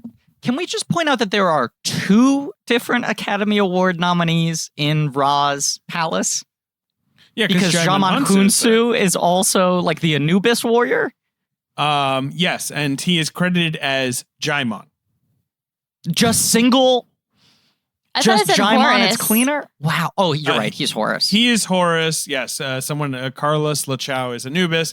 But I do love their scheme where it's like they wear the alien masks to make them. They look pretty cool. Like really fucking cool. They look like what you would see on like a wall in Egypt. It's got like the Anubis, the hieroglyphics. Yeah. Dog head. But that makes Do they people have a dog arm? I don't know. That makes people think that they're so gods. Cool. Right. Yeah. Yeah. And Ra has his cool kind of pharaoh mask. That's his vibe. And he's got the eunuchs. I don't think is cool or chill either. Especially with the context of talking about this director, I feel like we should just skip over that. Maybe just move on. Yep. But yes, and he's got some henchmen. The henchmen have like seemingly just like laser staffs. Cool. Laser staffs. Yeah, it's a couple laser staffs. I will say good on Kurt Russell. When he gets his hand on one, he figures out how to fire it immediately. Like, there's no learning curve for him on that. Yeah. Yeah. Guy's great with guns. So they kill all the military guys pretty quickly. And it's a very simple and I'm sure like on the cheap scene. Right? Yeah, it's a lot of just like them getting whacked around a corner, basically. Yeah. Right. Yeah. Conveniently, there's a dust storm. Right. And then also, I don't know if this comes here later, but I feel like what it needs to be pointed out is this movie, not that it predicted, but drones in 94, guys. Yeah. I mean, God, it was so ahead of the curve. And say that Stargate invented drones. Yeah, let's say it. Yeah. Okay. I feel comfortable with saying that. 100%. This movie is proving something, which is drones are cool, and you should have Stargates in your movie. Mm-hmm. Cosign fully. Thank you so much. I do also like the Stargate teleporter. Oh, right. That's like an elevator. The multiple rings, right. Oh, It's a very cool effect. Down. Yeah. And it's a pretty good little Chekhov's gun. Like, its setup is just kind of cool world building, and they find a way to have it like pay off dramatically, like 2 different ways in the last chunk of the movie. And I like how it's like, we know they have Stargate technology, and it's just like a little mini version of that, right? Why not? Like, makes sense. Who wants to walk through a hallway? That's a fucking slug. God, what a pain. And that pyramid's big. Getting up around that thing. Yeah. Okay, so we meet Ra. Come on, can we talk about meeting Ra? Yeah, Ra has cool eyes. His voice is great. Yeah. I love the modulation. Yeah. I mean, it is pretty good. It's effective. He is truly pretty effective. He was spooky to me when I was a kid. I was very freaked out by Ra. Yeah, me too. I did think it was a little distracting how in the Raw scenes you can hear Jay Davidson on the phone with his realtor trying to figure out what he can buy for $1 million. Thankfully, they were able to lower in the mix, so it's very subtle. Right. But no, I know it can be distracting. Like he'll mouth out his dialogue to be dubbed later, and then anytime anyone else is speaking, you hear him low in the mix going well, no, I would love to have a little money left over, but also I want to get maximum value. Like his and her sinks, and it's weird how he's holding a folder with laminated sheets, and he's just flipping through it. Right, he's got a Corcoran Group folder. Yeah, he's got like fabric samples he's looking through. Yeah, right. No, I think that the morph of the mask into his face is the best moment in the movie. I love that it's not what you expect it to be, right? But it's a perfect, as we said, perfect casting. No one looks like him. He's got an incredible look. Mm-hmm. It's right in the pocket for 94 too. That kind of like United Colors at Benetton, like that sort of the type of person who is front and center in a fashion campaign. Then, right? Like the sort of like androgynous, beautiful, angular person. Totally. And because, as you said, Jay Davidson refused to even wear the helmet. Whereas with like Jamin and whoever plays Anubis, you can tell that they shot them with the helmet on and then shot them with the helmet off and like morph those 2 things so that it's a slightly cleaner visual effect. But with Jay Davidson, the unintended result is that it ends up looking like the Michael Jackson black or white video, where it doesn't look like the helmet is peeling back. It looks like the helmet is morphing into a human face. Yes. Which totally rules. I want to say about his lair, to me, really, it also sort of just like looks like a History Channel reenactment. Totally. I wonder if they like made money by renting out this set to History Channel for the following 10 years. They must have. Like they just left it standing and it was like an Airbnb for documentary film crews. Yeah, man. That's like as soon as like they wrapped, Cleopatra and Mark Antony were like waiting in the wings to go film a scene. I mean, they use this for Gods and Monsters, right? Oh, definitely. Monster, yeah. Oh, I'm sorry. Definitely. Is it Gods of Egypt? Gods of Egypt. Both. Gods of Egypt. My mistake. All right. Well, okay. So something we skipped over is we should just talk about the nuclear bomb. I mean, we set it up earlier in the episode, but we see Russell at one point lock and like load this like nuclear bomb, I guess. It looks like a trash can. It looks like Wall-E. Yeah. Mm-hmm. Yeah. It does look like a trash can, but with a flashing light on it. Yeah. And a couple like sort of metal arm things. And treads. Yeah. Yeah. Why did he bring the nuclear bomb? It's just sort of like a backup. Just sort of like, just in case. As someone who watched this like 2 hours ago, he brings the bomb because it was his assignment to, if they sensed any danger. Yeah, right. When they got to the just in planet, case. he was supposed to get his men across, and then he would stay behind and blow it up because he's Right, it's a got suicide nothing else mission. to live for. He yearns for death. He doesn't then- tell his soldiers. No, he doesn't tell French Stewart. Or there is another character actor who's like, I feel like Kowalski. I've seen a bunch of times and he's really John good Deal. in this. Yes. John Rules. Deal, who rules. I love John Deal. That guy's the Great. best. Yeah, but he's like the right-hand man. Yeah, Kowalski rules. But yes, he Ra hits him back with, "You brought a nuke. Well, I'm gonna put an alien crystal next to your nuke. Send it Should've back. thought of that. It'll blow up the whole planet." It's 100 times now more powerful. Pretty good. It is a Yeah. power move. Yeah.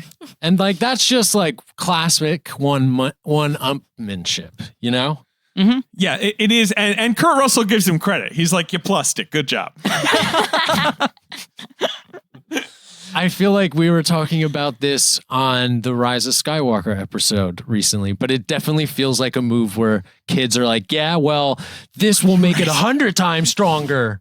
It's infinity +1. Yeah, it is so Affinity +1. Yeah.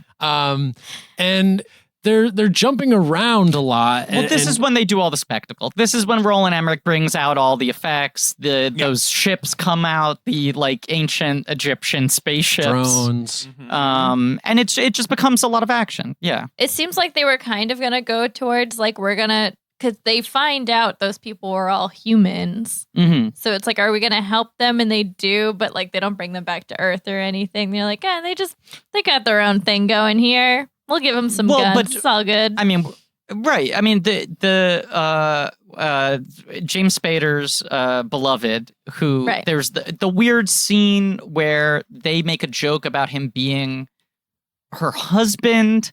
And then she says, "Don't worry, I didn't tell them that you didn't want me." And then he smooches her, and then they're He's like, officially in obviously, love. I'm super horny for you, even though I met Right. you yesterday. But then she gets shot in the middle of this, so then he has to bring her Right. back to Ra's bath to bring her back to life, even though Kurt Right. Russell has already activated the bomb. And a lot of this is just like Kurt Russell learning to want to be alive again. And nothing makes him feel more alive than murdering a bunch of Ra's bodyguards. Right.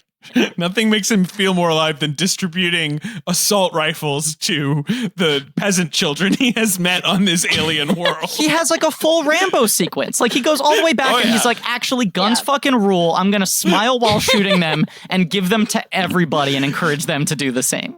I love Kurt Russell. He's an incredibly charismatic actor.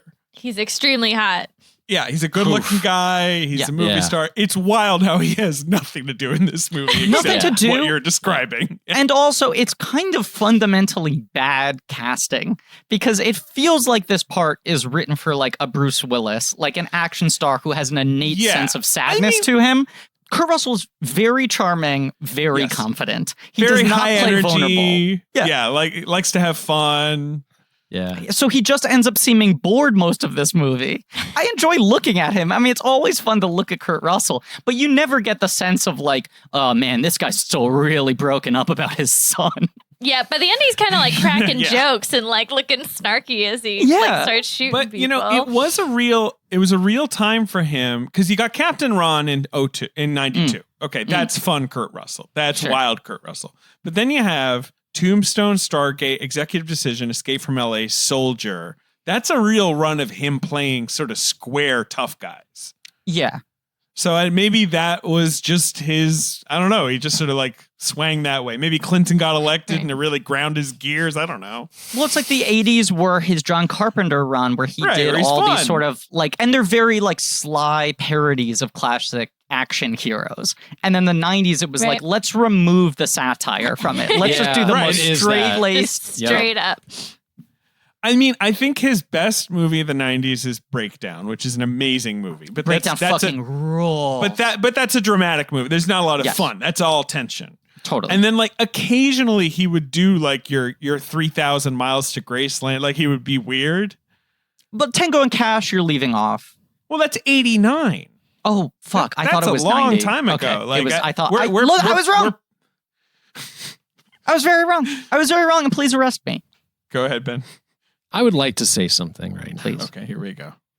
You know, you gave me the opportunity to pick this episode. We gave you the choice. Yeah. Give me the choice. It's great. I love doing this. It's fun. John Carpenter. Come on, when are we gonna do him? Guys, I mean, he came he close. fucking rules. He came close. thing. What was it? You could do this all day. 2019. I know. Did he? I Did he make look, the finals, or was it the last? No, he made the. I think he made the final semis. four. Oh, okay. Yeah, the final four. Yeah. It got close. It was definitely boosted by your sort of campaigning for him. I've been thinking about it more and more lately. Can I throw out a thing? Because on the 5th anniversary, I'm going to throw out the thing. Mm-hmm. On the 5th anniversary episode, we teased the idea of doing a losers bracket for next year's March Madness, where every contestant was someone who had never made it past the first round. There is another idea that has gained some popularity on the Reddit, which is each of us picks we have directors. four quadrants. It's like a division thing. So there's like a Ben division, Ange division, Dave division, Griff division, and essentially each one of us gets to have one of our picks go to the final four. The final four would be each of our champions. Right. Okay. All right. I'm just throwing that out there. All right. I like that. I think that's John cool. Carpenter lost to George Miller by like 30 votes. It was a 50-50. He's really Peter close. Jackson and Penny Marshall. Yeah. Yeah, like Ben, who else would you have? Like, let's say you have Carpenter. Harmony Korine. I will say, it is very hard to jinx someone over Zoom. Yeah. We did just say that perfectly synced up. You really did. Okay, all right. Carpenter, Harmony Korine. It would be, we would have 8 each, right? That would be we would get to pick 8 guys each. I will say I like started drafting this. Like I was like, who would my 8 guys be? And I'm not going to read who my 8 would be. But I did Griff division, and then I did Ben division, Ange division, David division. And I never got around to filling out the rest of them except for Ben, where I just wrote Carpenter Korine. I wrote those 2 and then forgot about it. I'm trying to think who the other like Ben champs would be.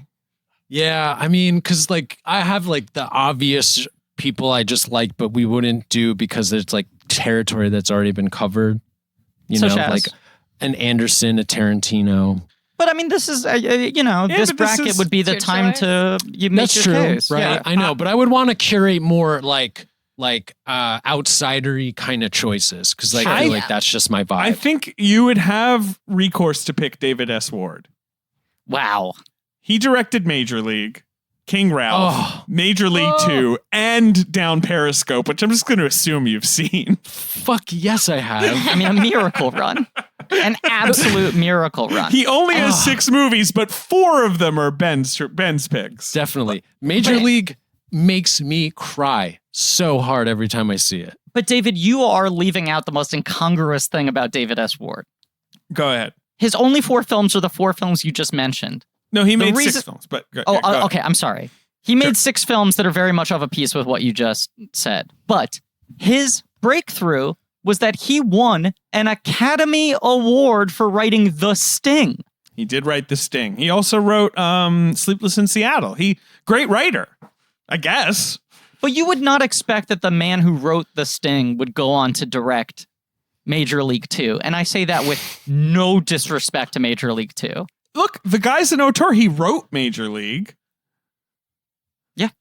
He didn't write Down Periscope. Who wrote that? Looks like that was written by Lucifer. He also was one of the writers on Flyboys, which was Dean Devlin's first post-Roland Emmerich movie, Full Circle. That's the one with James Franco, right? That's the World War I movie. Yeah. Yes, and it was a movie financed by what's his name, Ellison, pre-Annapurna, because his son loved airplanes and he wanted to make a movie for his son.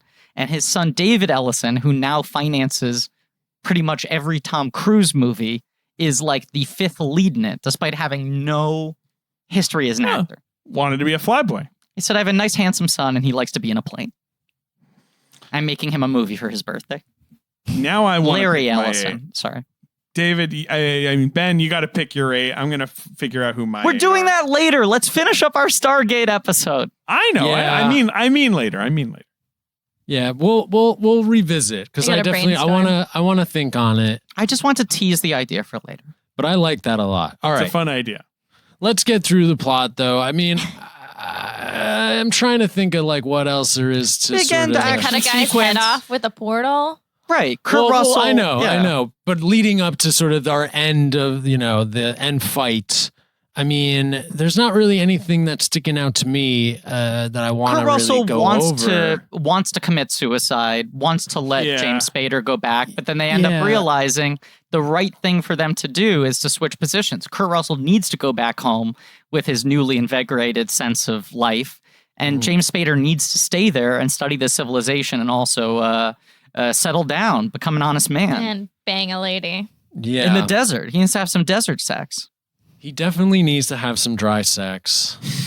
I would just like to point out a better version of this, but extremely I realized halfway through this movie that I was watching Atlantis the Lost Empire. Bam!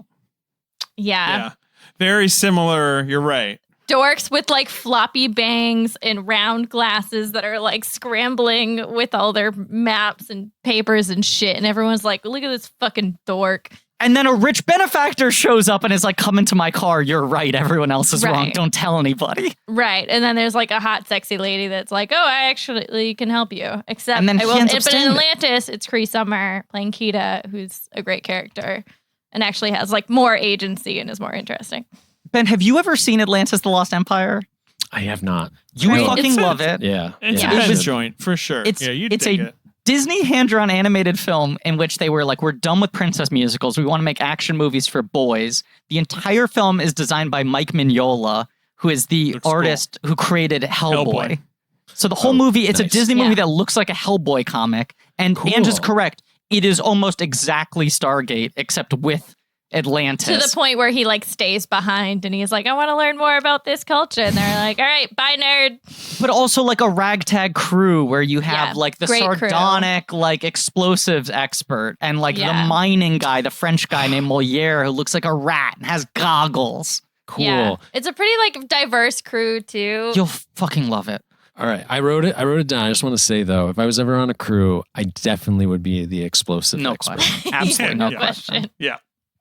Like, that rules to me. Because that guy, you're like, all right, whoa, what's up with him? The character his looks... thing is explosives. Yeah. That's what's up with him. He is a French... No, he's not French, but he's played by Father Guido Sarducci. And he is an explosive expert who wears Does medieval he have a mustache? armor. He's got a mustache and a bowl cut, and he wears like a fucking armor plate like a knight. Dude. Yeah. That's a good look. And Michael J. Fox is the lead. He looks like James Spader in this movie. And he's like, you're telling me there's an Atlantis under the water? Yeah. All right. So this is what I'll say to get us through. Okay. I just wanted to point out, and we've already, I think, talked about it, but there's that dumb scene with Spader where he's just like translating their language, right? Which is like, they're going to incite them to be able to now go to the Stargate, get out of there. And then I also want to mention when the kids take it upon themselves with the guns and they're like going to go lead the fight back at like the entrance to the Stargate, right? Where the alien ship is parked. I really thought it was cool as a kid to see that they're he's like telling his dad like, no, I'm going to fight. And that is like I think powerful storytelling for a young Ben to be like, I know what's right. I know what we need to do. We can't just be weak. We got to go and bring it to him, you know? So this movie really changed your life. Yeah, man. Definitely.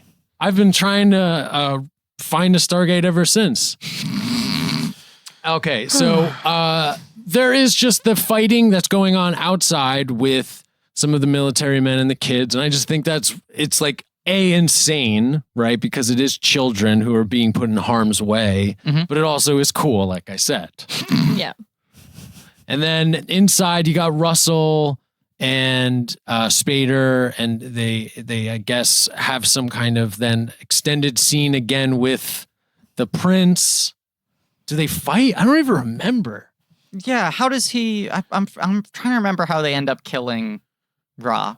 I think cuts they his fight. head off. No, they fight Ra. They cut one of his soldiers' head off, and they fight him. And I think he runs away to his ship, and they portal the bomb because they realize he tries to disarm the bomb, and he's like, I can't. Oh, they must have. Wait, did we rigged talk through the whole execution and all? We did all that, right? The whole, right? Yeah, James Spader right. turns the gun on him, all that stuff. They portal the bomb, and then in the final moment before Ra explodes, you see the alien face. Which is pretty cool. Yes. You see the That's gray super alien. cool. Yeah. That's such a funny hijink to when the bad guy drives away and then he doesn't realize that the bomb is in the back. Yeah, I mean, you talk about ding dong ditch. What's funnier than placing a bomb in someone's vehicle and leaving? So they do in Birds of Prey. Yep. Yeah. Good moment in Birds of Prey. So yeah, and that's it. Also, and the then people Spader's- rise up.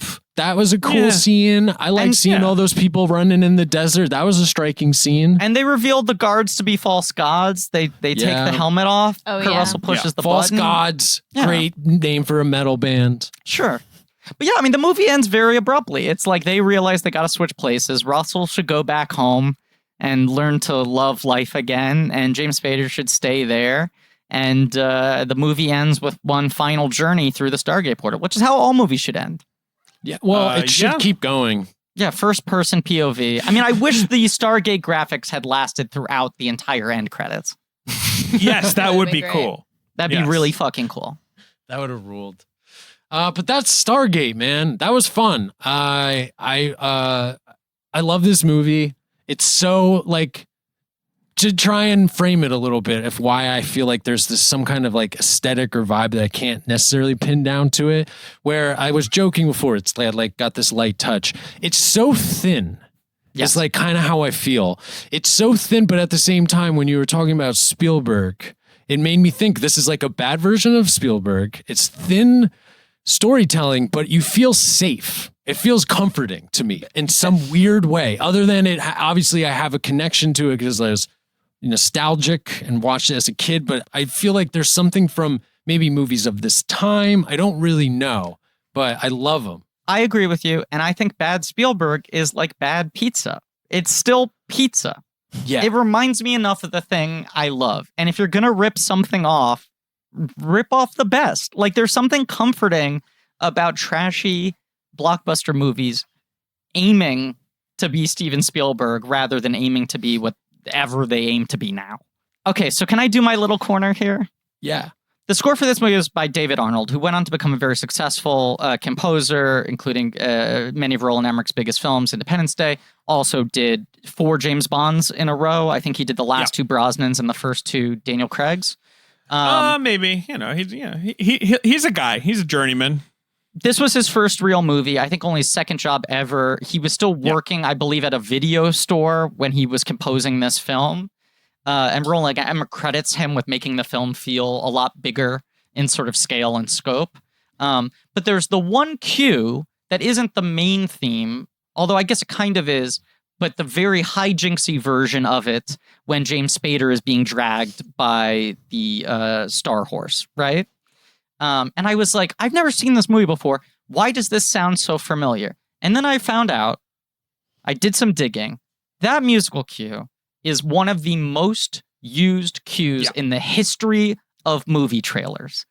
Because I was like, where do I know this from? And I was like, I have this image in my head of hearing this score and seeing a title card say, an adventure 10,000 years in the making. Something like that. So then I looked it up. Can I just speed round some of the trailers that use the Stargate score? Okay? I'm going to just read these off as quick as I can. The Time Machine, Dungeons & Dragons, Waterworld, Warriors of Virtue, Volcano, The Mummy, Mighty Joe Young, The Man in the Iron Mask, Lost in Space, Jumanji, Dragonheart, Nim's Island, Chicken Little, The Polar Express, Independence Day, Sky Captain, The World of Tomorrow, Deep Rising, Titan AE, Mission to Mars, Spirit Stallion of the Cimmerian. It is one of, according to a website that I use as a database to try to identify music from trailers, it is the 6th most used trailer cue of all time in terms of instrumental, not song, right? So then I started digging into this further, and 3 of the 5 results above it were all credited to the same artist, not a composer name that I recognized or a score from another movie, but something called Immediate Music. And then I went down this rabbit hole, and there was a company called Immediate Music that exists just to create very cheap to license trailer music. So they create scores that sound like scores you've heard in movies to help establish the tone in a trailer, but that have never actually been from a film. And they got popular enough that now Immediate Music has like 30 different albums on iTunes, and they are incredibly bizarre. I will not list them. I implore all of our listeners to do this search themselves. Immediate Music, they have albums where every album title and every track title is like a sound-alike to a type of movie you've seen or heard before. And then the tracks are just like tempo for slightly offbeat comedy. And that's like one album's name. And then the tracks are different, like, this is the track for if a slob meets a snob. This is a track for someone meeting their lover's parents for the first time. Crazy, crazy, crazy. So anyway, that's the rabbit hole I went down. The track in the Stargate soundtrack that is used so much in trailers is called Masterage Drag. Masterage Drag. I assume that's the name of the creature. Yeah. Look that up, and then also look up Immediate Music on iTunes. That's the end of my corner. All right. Well, I think that's the end of this episode as well. Wow. We did it. We did another bench choice. Thank you guys. This was fun. Well, I look forward to maybe getting to pick another one down the line. yeah. What would apart from Ralph? What do you got? Well, I think I pitched one time the Simpsons movie. And we didn't hate that idea. Oh, I don't hate that idea at all. Yeah. I'm also just looking at our schedule here. Right now, there is in between our next miniseries and the miniseries after that, which I think it's been announced at this point. Nora Ephron is starting next week. We're starting with When Harry Met Sally, even though she did not direct it because it feels important to the canon. So next week will be When Harry Met Sally, and then we're running through the proper Nora Ephron filmography. But in between Nora Ephron and March Madness winner Robert Zemeckis, we currently have slotted Wonder Woman 1984. That's assuming that it ends up coming out then. Which at this 50-50 point is a big question mark. Yeah. So I'd say there's a 50-50 chance that we need a Ben's choice on August 16th. Hey. Another thing we haven't done, though. The box office game. Thank you. Oh, sorry, David. Come on. Let's do it quickly. Let's do it quickly. Quickly? My computer's dying and I'm feeling too lazy to get my adapter. I want to see if I can get all the answers before my computer's battery dies. All right. I'm fine. turning my brightness all the way down. Okay, this movie opened in October 94. It opened to $16 million and was a sort of surprise hit. It held really well. It actually I think it was the biggest October opening of all time. October something used to be like that. A dead spot. Dead zone. Total dead zone. So it made 71 and 200 worldwide, which was a nice, 4 times its budget worldwide. Big honking hit. No. Created a whole media franchise. So it opens number 1. Number 2 at the box office is it's only in its 3rd week, one of the big surprise hits of the year. It's going to go on to get nominated for Best Picture. It has already won the Cannes Palme d'Or. What is the movie? The Piano? Nope, that's 93. Oh, Pulp Fiction. I'm sorry. Pulp Fiction. Pulp Fiction. Which, like, Miramax successfully spins out of a Cannes win into a $100 million grosser. Absolutely insane. Absolutely insane. That movie made $107 million. All right. Number 3 is an action movie with a sort of slightly fading star, I would say. Big female lead and a male lead his best days are behind him. This is a really crappy movie. Is it the one with Stallone and Sharon Stone? Yes, but what's it called? It's Stallone and Stone, and it's called... Oh, fuck. It's one of those titles that the studio clearly just title? had in a bucket. It could be anything. The something. It's the where something. Where they're like, take this one. It's not The Getaway. It's not The Runaway. No. Am I close? No, it's like, what if someone was good at something? Oh, the Specialist. What would you call him? He's He's a bit of a specialist. Yeah. Or maybe she's a specialist. I don't know. I've never seen it. Number 4 is a movie that I offhand don't really remember at all. So let's see. Oh, right. This is it's a remake. It's 2 big stars who are married. Oh, is it The Marrying Man? No, I don't even know what that is. That's a great title, though. Alec Baldwin and Kim Basinger? Sure, but no, it's not that, but similar, like big celebrity couple. Oh, is it the Warren Beatty, Annette Bening one? Yes. And it's a remake of a Delmer Dawes movie, Delmer Daves movie, I think. It's not called Love Story. It's called Love Affair.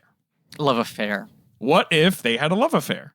Yeah, Gary Shandling's in that. Isn't it also like one of Katharine Hepburn's last movies? Katharine Hepburn is in it. Yeah, I think it might be her very last film, and it's I'm at right 5% battery. I'm at 5% battery. I have one more movie to Number guess. Number 5 at the box office is a really weird movie that is, in my memory, kind of interesting. Was a huge bomb. Scooby-Doo 2 Monsters Unleashed? No. It's a biopic about a really weird guy. I have no idea how to explain this movie. It's not Hoffa. No. Big stars, big actors. It's an Alan Parker movie. Oh, fuck. Oh, God. Between his hits, The Commitments and Evita, he takes this big swing here, and it mostly just baffled people. It's a weird biopic with a big star that baffles big people. Big star, although not like a, like a respected actor type star. Not like a marquee idol. Yeah, I'm at 4% battery. Is Ben gonna guess? No, I will not. I found, though, an old list of movies I had put together for Ben's choices, so we'll get into it. We'll get into it. 4% battery. Griffin What kind of figure? What world did this figure it's based on exist in? Oh boy. He was, let me tell you, the guy was a doctor. The guy was also, he had something to do with cereal. The Road to Wellville. Yeah. Thank you. And he really hated masturbation. I got it from Doctor. His 3 things were, I'm a doctor, I invented cornflakes, and if you jerk off, that's bad. So I'm going to invent all kind of things that'll stop you from doing it. Ben, have you ever seen The Road to Wellville? I have not, but I know it's so, like, I know about it because I heard some podcast about the history of Kellogg's and how insane it actually is. Was it Reply John Harvey All? Kellogg. Right. Yeah, that sounds right. I think I heard on the Dollop, but I feel like it's been a discussed thing. Ben, if you had seen The Road to Wellville on a porch, we already would have done it as a Ben's Choice. It is such a Ben's Choice movie, and it is a movie that I would see. It would always play on Comedy Central when I was homesick from school because I was a sickly child. I'd get sick like twice a month. And it's very uncomfortable and bizarre, and it probably would be one of your 10 favorite movies of all time. Right. It must have been one of those movies that the cable channels just got for like $12. You burn it off on Comedy Central at 11 a.m. Exactly. It's just ballast for the schedule. Correct. It's just, you can fill 2 hours. Okay, Ben, we're at 3% battery. Wrap us up and take us home. Okay, so here are some of the other movies that I've pitched to you guys. Oh my God. Just sort of leave it at that. Yeah. All right, here's the list. Tank Girl. Yes. Yeah. That's a good one. Mm-hmm. Joe Dirt. Joe Dirt. Fuck. This is gold. Oh my God. Or 3%. Airplane. Sure. Yeah. Sure. I They're mean, a I little feel like more of a blank check candidate, I but know. we'd never do it. Oh, okay. I wasn't sure. How long is their filmography? Well, it's it weird branches because it's all into 3 of them. 3. Right. There's a way we could structure that as a miniseries and maybe do it. I would say leave it off the list. The rest of the contenders are really good. The other one you've mentioned in the past is Don't Look Back, the Bob Dylan documentary. Yeah. I love that too. That one's so yes. good. Yes, but what about Masked and Anonymous, man? He should do Masked and Anonymous. Do you like that movie though? No, you don't. That's too bad. I don't know it. It's the weird written by Bob Dylan and directed by Larry Charles, co-creator of Seinfeld and director of Borat.